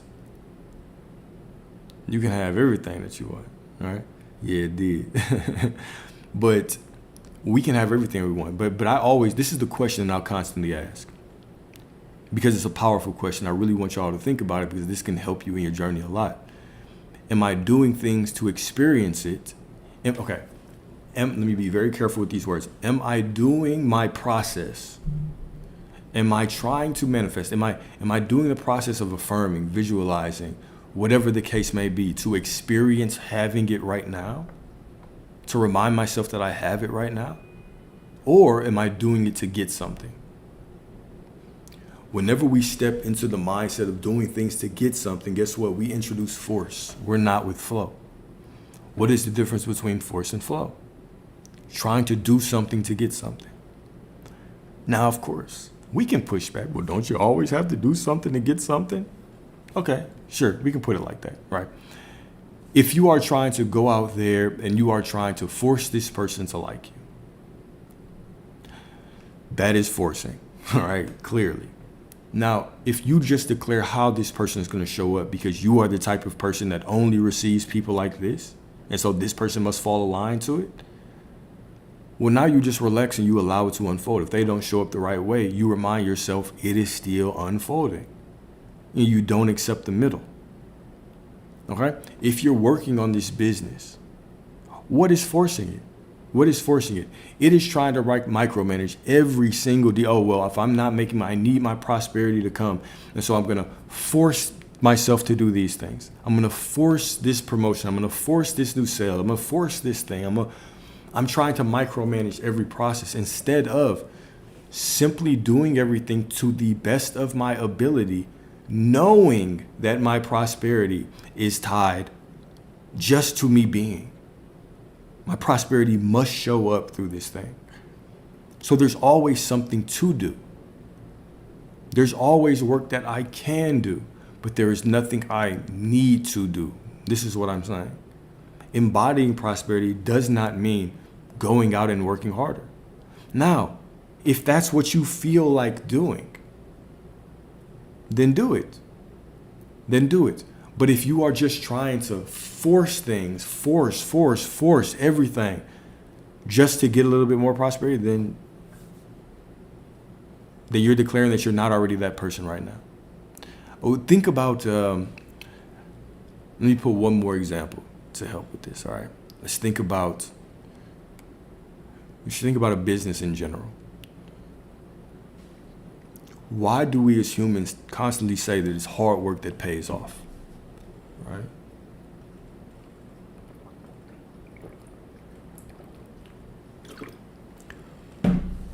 All right, why we say that is because when you work hard for a long amount of time, for an extended part of time or extended period of time, you eventually get to a place where you do believe that you are worthy of the prize. And that is typically the place where your prosperity flows in. I'm simply saying we can reverse that process. You can know that you're worthy right now. And then you can do whatever you believe to be best in the moment. And you can allow everything to flow to you.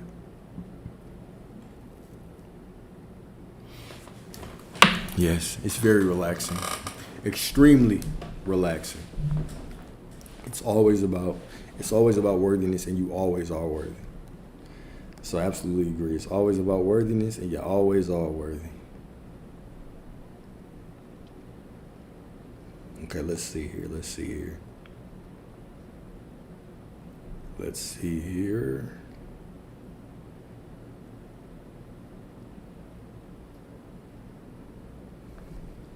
What else y'all want to talk about? We finished affirmations. We did the recap. We went through the lecture. I guess it is Saturday. Typically on Saturdays, you know, if you want to join up, go ahead and join up. If you got anything to say. And thanks for reminding me, y'all. You know, we had the workshop today, which was actually pretty fun. It was pretty cool. We did the first workshop. The second one, of course, is next Saturday. After this next one, we'll probably just do them once a month. But really, it just gives you the opportunity to get a little bit more one-on-one work, you know, without the group, and you can, yeah. And it's for just a way lower price than usual. That's all. Okay. But their calendar link is in my bio. But that's always something that you can sign up for next Saturday. Other than that, oh, you were asking about, yeah, the workshop was actually, it was really fun. It was really fun.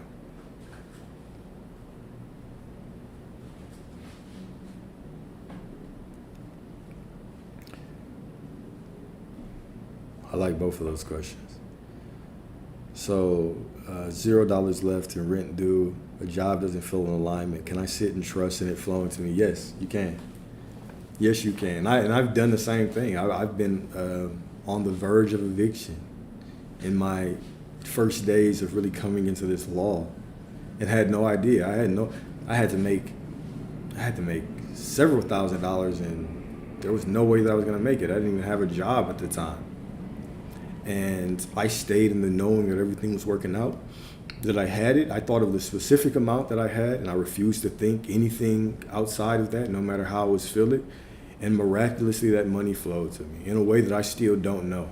I still don't know how it showed up. I still don't know how everything was paid, but it was. And from that moment forward, never been a victim again. So, yes, you can. But here's the thing. Outside of just sitting there, I would also make sure that if you do have nudges, intuitive pushes to do things, that you should do those things, right? Don't ignore it for the sake of saying, oh, I have to sit down here and I can't do anything, I have to flow. No, if you get a nudge to do something, go on and do it. Go on and do it. Yeah, the workshop it was fun. It was cool. It was really, I enjoyed it a lot, because it's always fun to see how people progress from the beginning of the day, or the beginning of any session, to the end. And what's so fun is because I always see it. In the beginning, the story that we tell is the block, right? Like, the story that we tell about our situation is the limiting belief. Whatever the story is that I'm telling about my life, that's where I need to start. If I believe I'm not receiving something, all I need to do is sit down and tell exactly how I feel and what I believe is going on right now. And just by studying the way I speak, studying my language, it's easy to start pointing out things. So often, it's not that, there's more information that needs to be learned. We just need to reframe what we're going through and see it from a different perspective. And yeah, I think that works for most people. But yeah. And then what do I think about feminine energy and the law of assumption?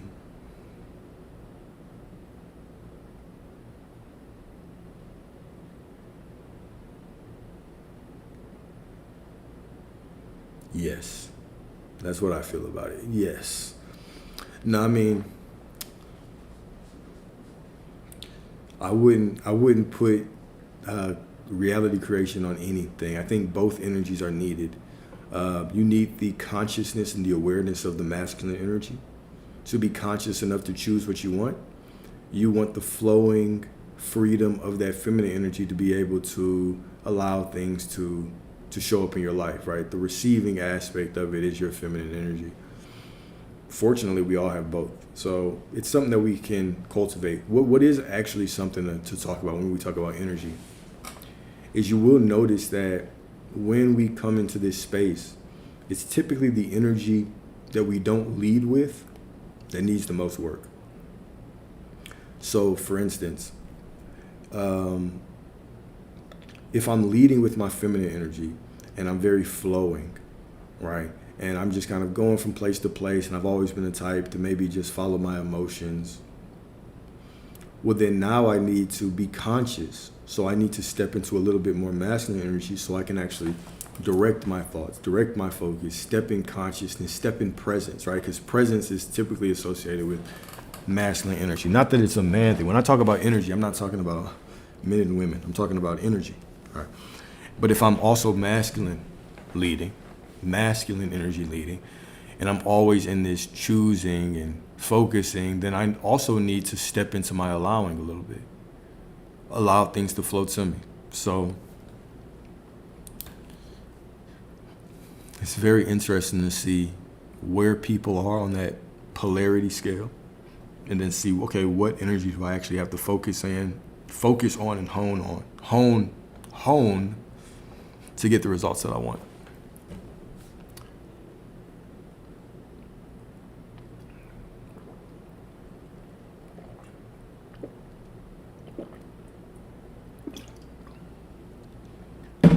Ooh-wee. Ooh-wee, ooh-wee. Ooh-wee, ooh-wee. What else y'all want to talk about? I feel like I've been talking all day.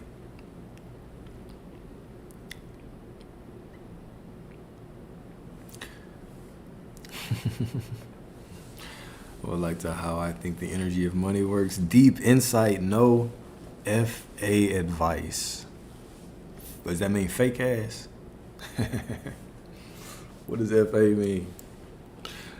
How I believe the energy of money works.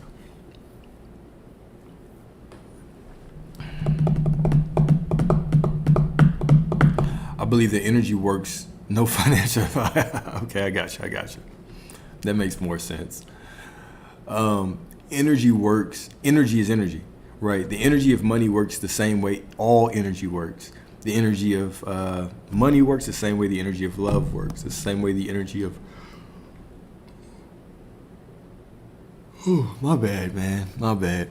The same way that all energy works. So we understand that there is only one source. There's only one source. There's only one power in this universe. That is the power of the divine. Okay? The power of God. There's one energy. All right? And so that energy flows to where it is wanted, where the consciousness is there to hold it, and where it can flow to others. So we should all think of ourselves as all connected, not in the standard sense, but in the there is only one mind perspective. There's only one mind, and right now we are living in this illusion that we are all these separate people, when it is just one mind pretending or creating the illusion of separation to experience itself. Now, what does that mean that there's only one mind? That means if 10 people in an area are embodying prosperity, that one mind is going to find a least or a non-resistant path, a path that's right for them to receive that prosperity. Now, how do you typically receive prosperity or money, energy? You typically receive it from people. People tend to move to get you your prosperity, whether it's someone giving you a gift, whether it's someone paying you, whether it is a client buying your product. People move to bring you money.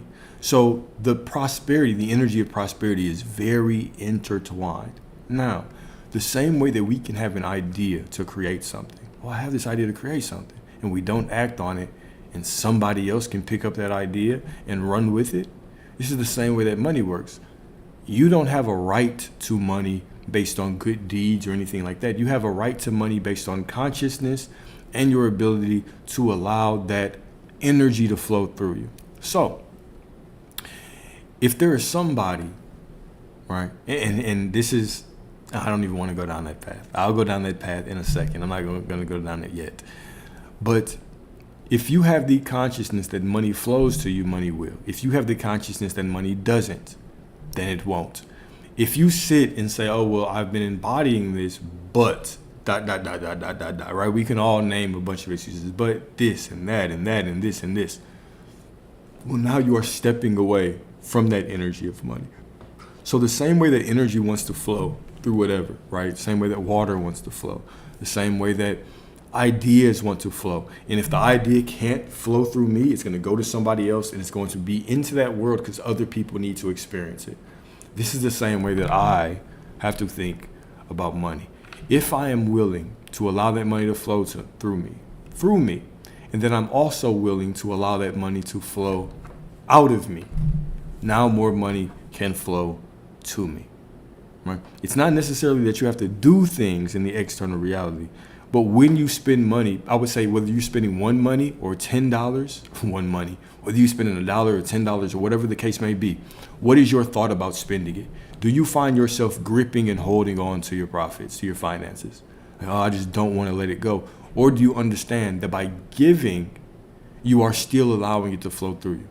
You are just giving or allowing source to understand that you know that the same way that you can give this money away is the same way that you can receive it. As easy as it is to let it flow away from you, that's as easy as it should be to flow to you. Whew, man, I don't know why I'm out of breath. How long to change timelines is instant. You change the timeline right now. You change timelines every moment. You don't move through linear time. You only move one moment by moment.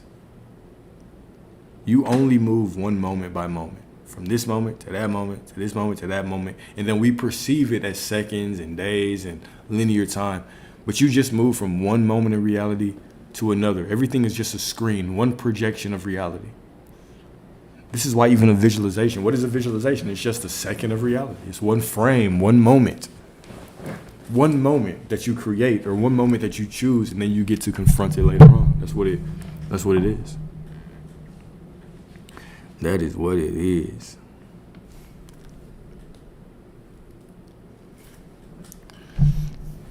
Why are we isolated from other universes, like other multiverses? Well, we don't have the capacity to have the information of other timelines within us right now. Like our body can't handle that amount of information. It's beyond our capacity to hold.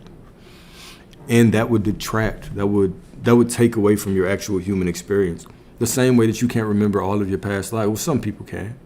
Some people can remember past lives, right? But most people can't, because you would spend all day just thinking about your past lives and you would never do anything here. It wouldn't be right for your human experience. I think you're the best. I appreciate you, Bonnie. Thank you. Thank you. Y'all always say such kind things. I appreciate y'all. Money is rooted in fear because it's related to survival, wanting to be free.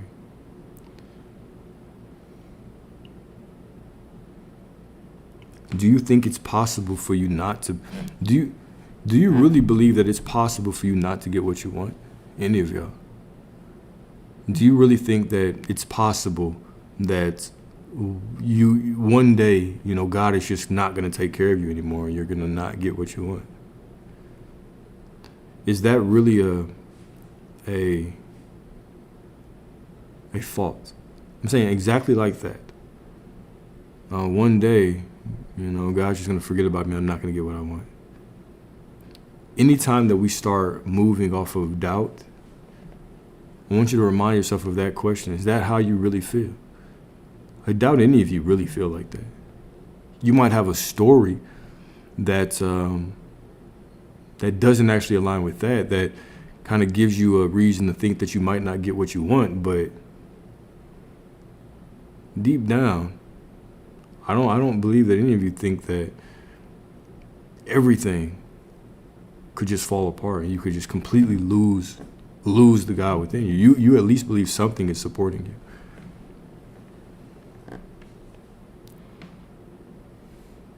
If you quit a bad habit without much thought, is that ignoring the shadow work? No, not at all. Not at all. Instead of ignore, I mean, the result is the result, right? You quit. If you quit, then you quit, right? Enjoy the quitting.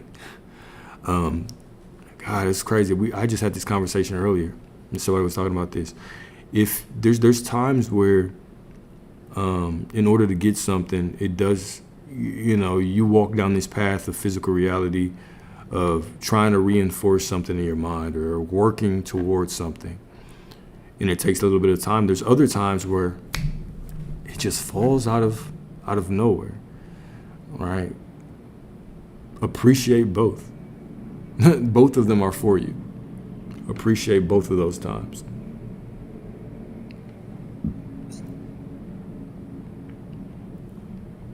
Appreciate both of those times.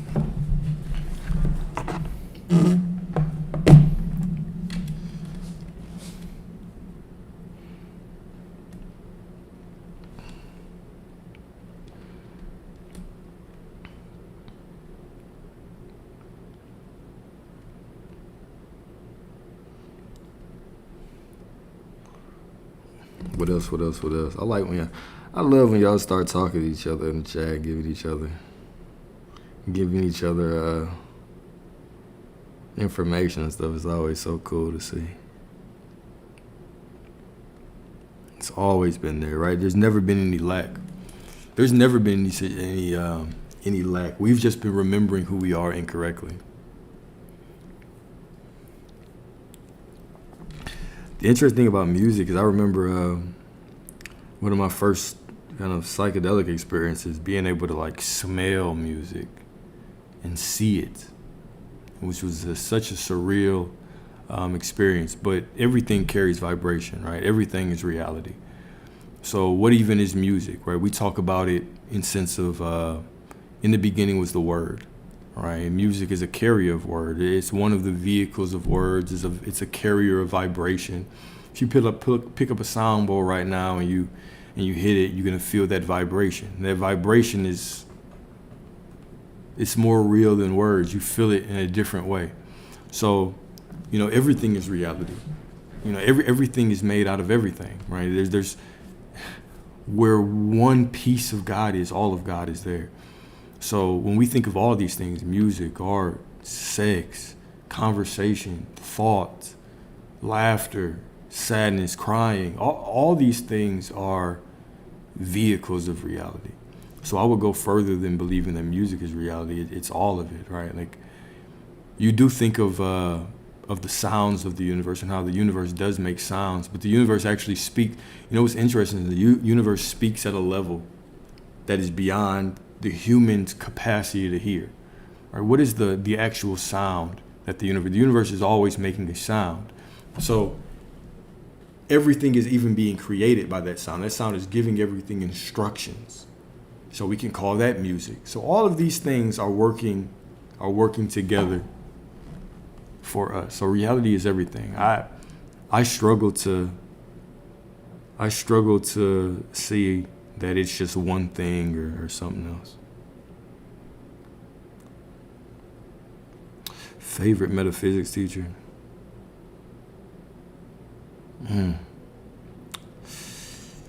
Shit, probably Neville Goddard. Probably good old Neville. I do like Joseph Murphy a lot. I like Florence Scovel Shinn a lot. I like William Donahue. Barbados. I like Bashar. I like Abraham Hicks. I like a lot of people. Dr. Joe Dispenza. I like a lot of people, and I think I do dibble and dabble in a lot of people's stuff, but nothing really clicked like seeing it for myself. Nothing really clicked like seeing it for myself. But who really, I tend to stick to all their words, probably Dr. Joe Dispenza and Neville Goddard. Probably those two. Yeah, for sure. Probably them. For sure. Yeah. Let me not be that humble. I am my favorite teacher. These days, I don't really listen to many people though. I think because if I listened to a lot of people and I was producing content, sometimes I would be worried that it would influence me a little bit too much.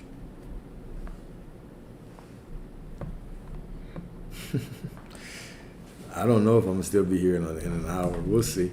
It depends on how the questions are. The first, what was the first see it for myself moment? It's the eviction moment. It was the moment where I did not know what I was gonna do, and it was the moment where I only had a couple of days before I was about to get evicted. I had no job, and sticking into the no, I knew exactly how much I needed. I didn't shy away from it. Every time I saw it, I reminded myself that I already had it and it was unfolding. And standing in that knowing, it magically got paid. That was the moment where everything changed for me. That was the moment that, I have never looked back from that moment. I haven't ever felt sorry for myself since then. I'll put it like that. Yeah. That is the story. I could do a long video on just that. It's funny because whenever I tell y'all those stories, I do kind of go on the very surface level of them. So I'll give a story. But if I give a story, I want to wrap it up in a lesson. So I'll wrap it up in a lesson.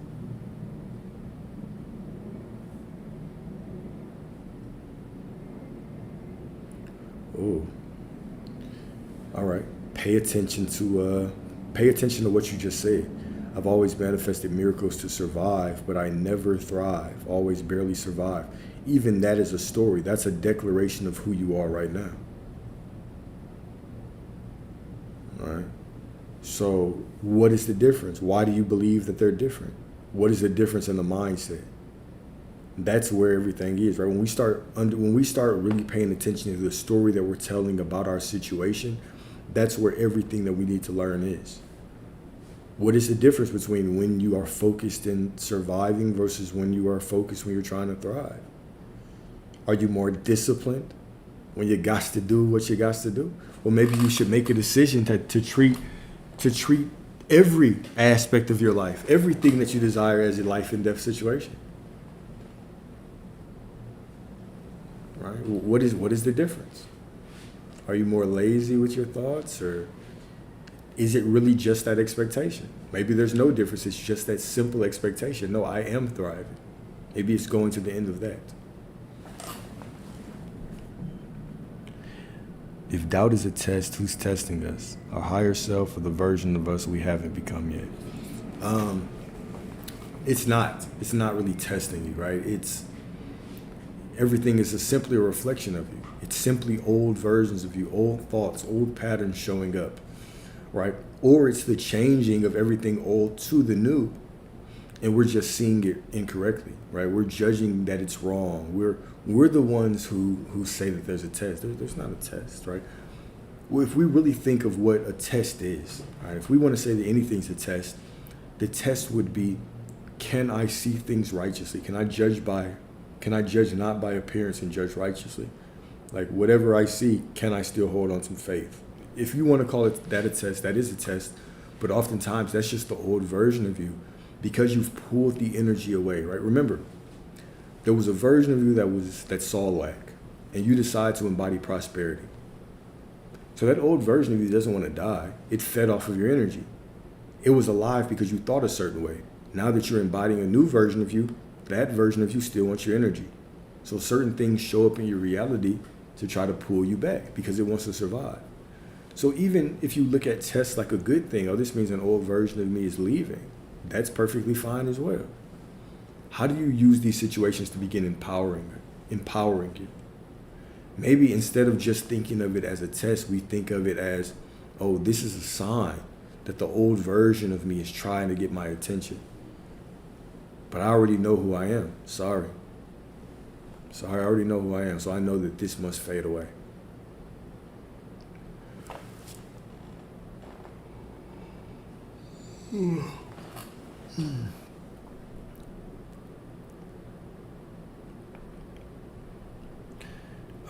Clarify why I'm calling in new. Why I am calling in never. What did I say? What was that profound thing that I said? Dang, it was so good. It was so good. So I think I forgot. Nah, it was something along the lines of, once we start telling ourselves our story and we start paying attention to the story that we're telling about reality, that's where we can find all of our limitations. So just in that statement of how it is, you can already see a limitation. You made the declaration, okay, I can always get things when I need it to survive, but when it comes to thriving, then I struggle. Well, that's a story in itself. That's a belief. That story that you're telling, you're just telling your belief. You're not telling reality, right? We don't see reality as it is. This is the meaning of that statement. We don't see reality as it is. We see reality as we are. So even if I'm defining another person, I don't really know that person for real. I don't know their thoughts. I'm simply giving my belief about them. Oh, this person thinks this way. No, I think that they think that way. I expect them to think this way. Therefore, they must. So if I'm saying, oh, I can only get the things when I'm surviving, but I'm struggling when it comes to thriving, that is a statement that I'm making. Okay, well, what's the difference? What's the difference in my approach when I'm striving versus when I'm thriving? Is there a difference? Maybe I'm more desperate when I'm surviving. Maybe I'm more disciplined, not even desperate. Maybe when I'm thriving, when I believe that I'm already doing okay, I just relax and I stop. Maybe I need to approach both the same way. Maybe there's no difference. Maybe it's just that story, and the only thing that I need to remove is that belief. It's up to you. Right? It's up to us to figure it out. I know I'm not losing my voice, bro. I've been talking a lot today. That's crazy. I'm not losing my voice. It's just water. But I would say start with the story. Start breaking down the story and start identifying your limiting beliefs within that story that you're telling.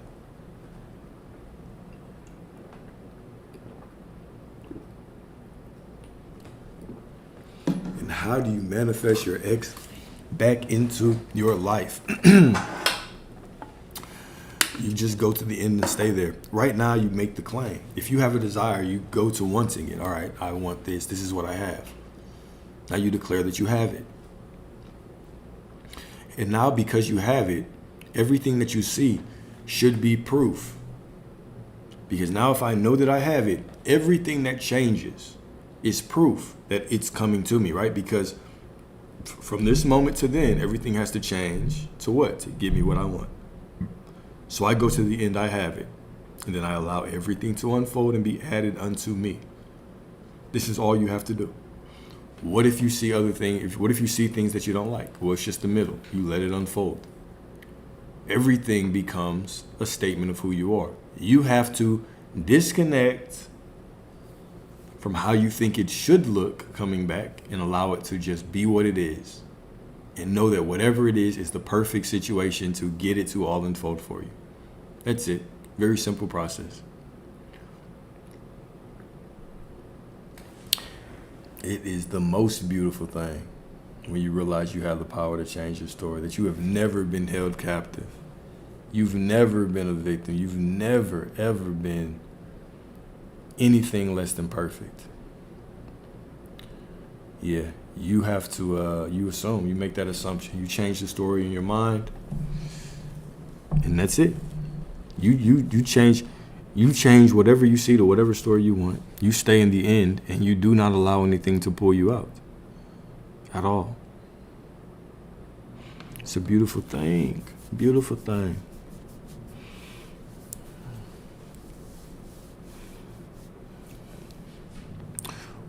Well, how you get it is you just say that you have it. You embody it.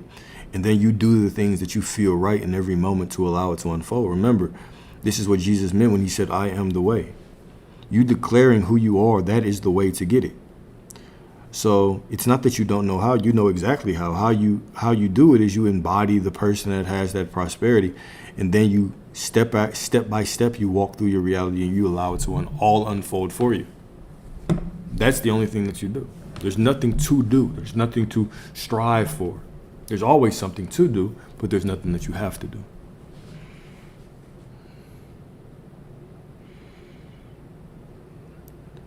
You want success with pure intent, but struggle thinking that you change into someone that you don't want to be.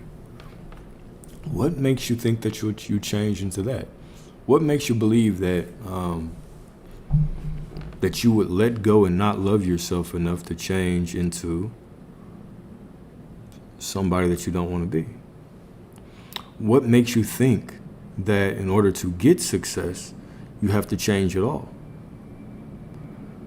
Right? This is the illusion of the world, is that we believe to get love, to get success, we have to change into some different person. The only thing that's keeping you from the things you want is you refuse to believe you already are that right now.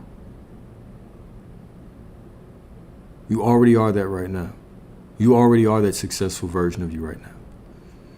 You think because you don't see the things that you need to change into this different person, that this person is going to be doing this. No, that person is you.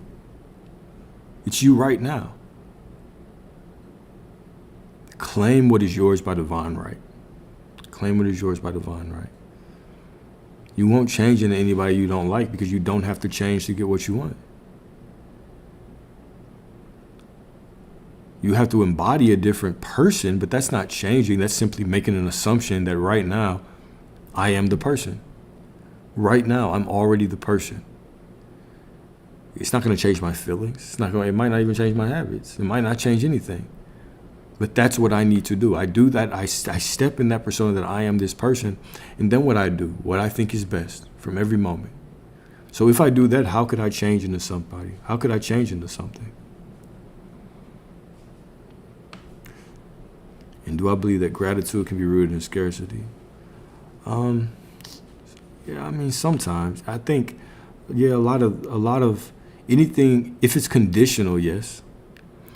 So the purpose of gratitude is not to get something. When we think that gratitude is going to bring us stuff, that's believing that God is like a vending machine, right? I have to give something to get something. I got to put enough quarters in the machine to get what I want. God is infinite love. God doesn't need your love.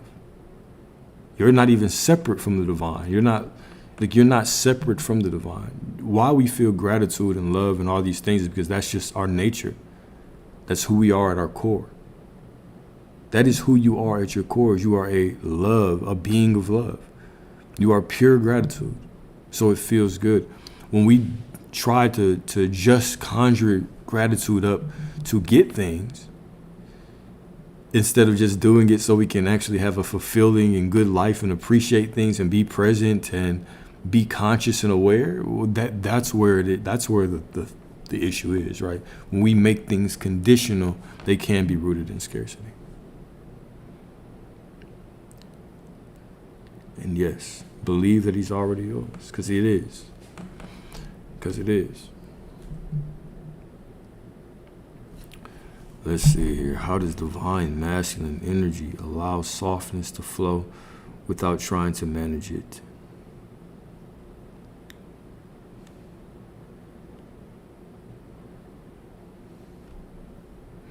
Why wouldn't I try to manage it? Why would I not? No, I'm just playing. I think every good relationship, whether it's relationship with self or relationship with others, has to stem from a desire to want that other person to grow, or want to see yourself grow, want to see myself receive the desires of my heart, want to see that person receive the desires of their heart. And part of that journey is meeting myself in every new second as a new version of myself and loving each of those versions unconditionally and allowing it to flow. It's the same way that you're going to have to meet somebody else, right? Is you're going to have to continue to meet them and understand that they're going to flow in their own way. They're still on their own life path. And the only way that we all can achieve the path that we want is with an aspect of freedom. Now,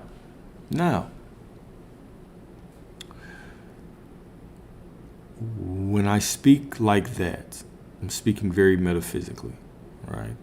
There are physical aspects of a relationship that we could look at differently. But when we're talking about the flow of feminine energy and the flow of masculine energy, then there has to be freedom in it. Even the notion that men are always supposed to lead women, even that notion is led on kind of a perverted view of masculinity and femininity. Both of them serve their functions, their own roles, their own functions. But you would see that even in a regular relationship, the different partners, man or woman, they're going to lead in different areas of that relationship. There are going to be often times where your woman's going to take the lead. Maybe it's with planning something. There's going to be a time where you're going to take the lead. So it's not that, men should be leading women in everything. But what it typically is in the flow of the relationship, masculine energy does lead. But when it just comes to life in general,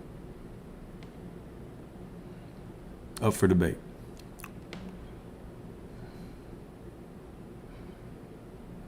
Man, why am I so damn sleepy right now?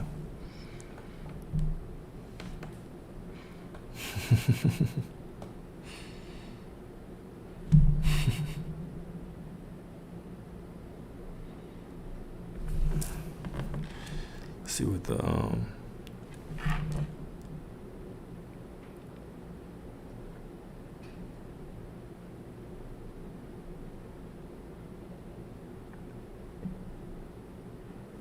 interesting.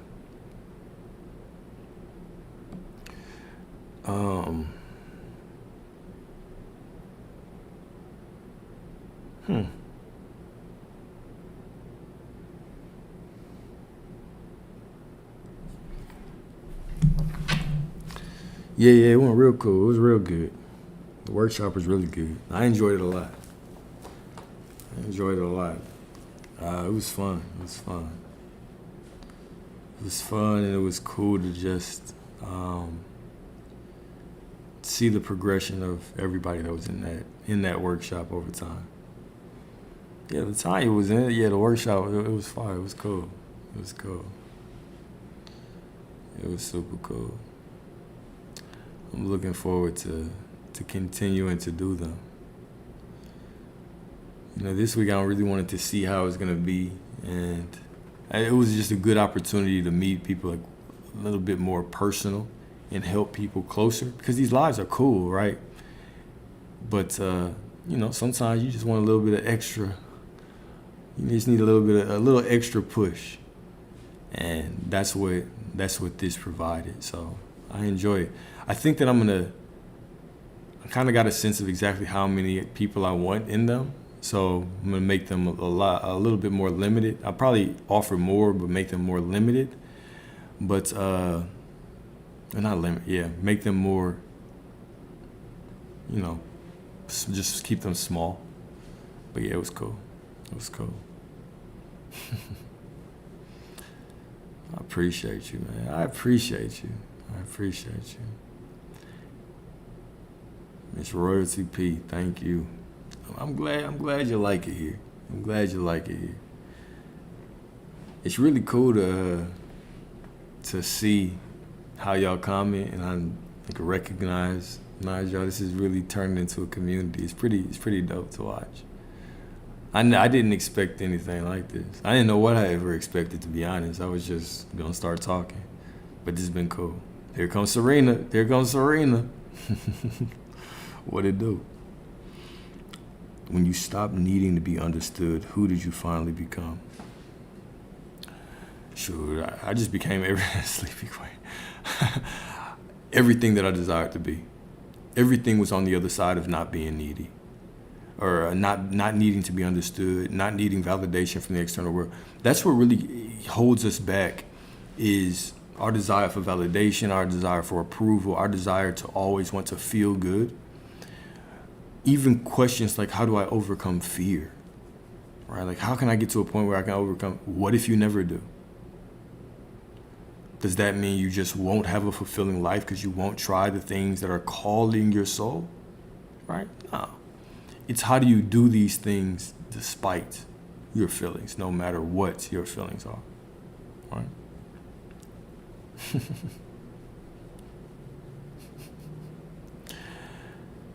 And then, where do I think loneliness arises from? It can arise from a lot of places. A lot of places, man. Loneliness can stem from, stem from temporary feelings. Or maybe I just been abandoned. Maybe I just been turned down. Whatever the case may be, I can get a sense of loneliness. But it can also be from not meeting myself fully. Are there places where I've abandoned myself?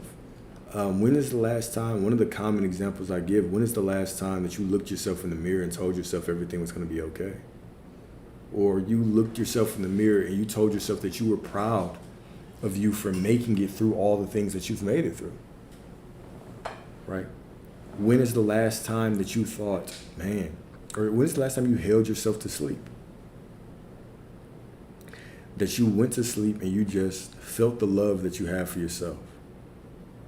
What you'll realize when you start doing those things, you'll be like, damn, all the intimacy I was looking at from other people, I could have provided it to myself.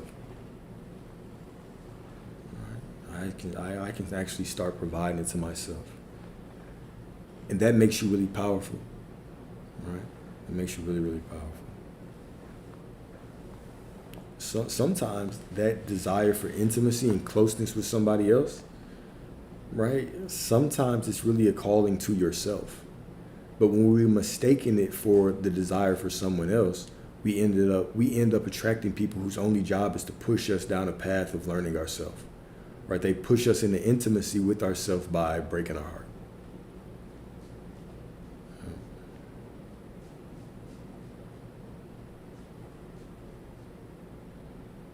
You have to be comfortable alone. And we most definitely have we are communal beings for sure.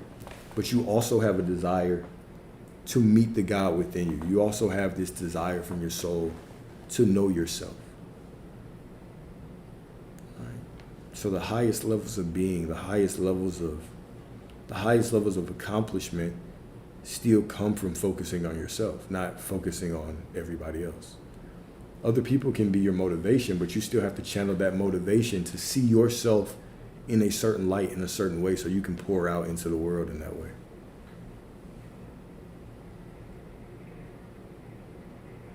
Yeah, for sure. Yeah, every friend you meet should make you realize things. Yeah.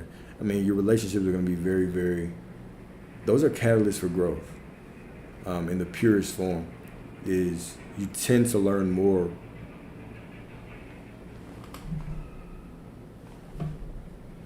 You tend to learn more in your relationships than you do alone.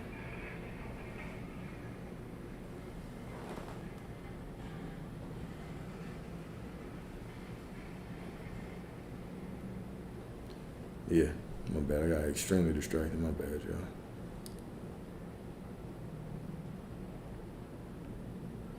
They for sure show you.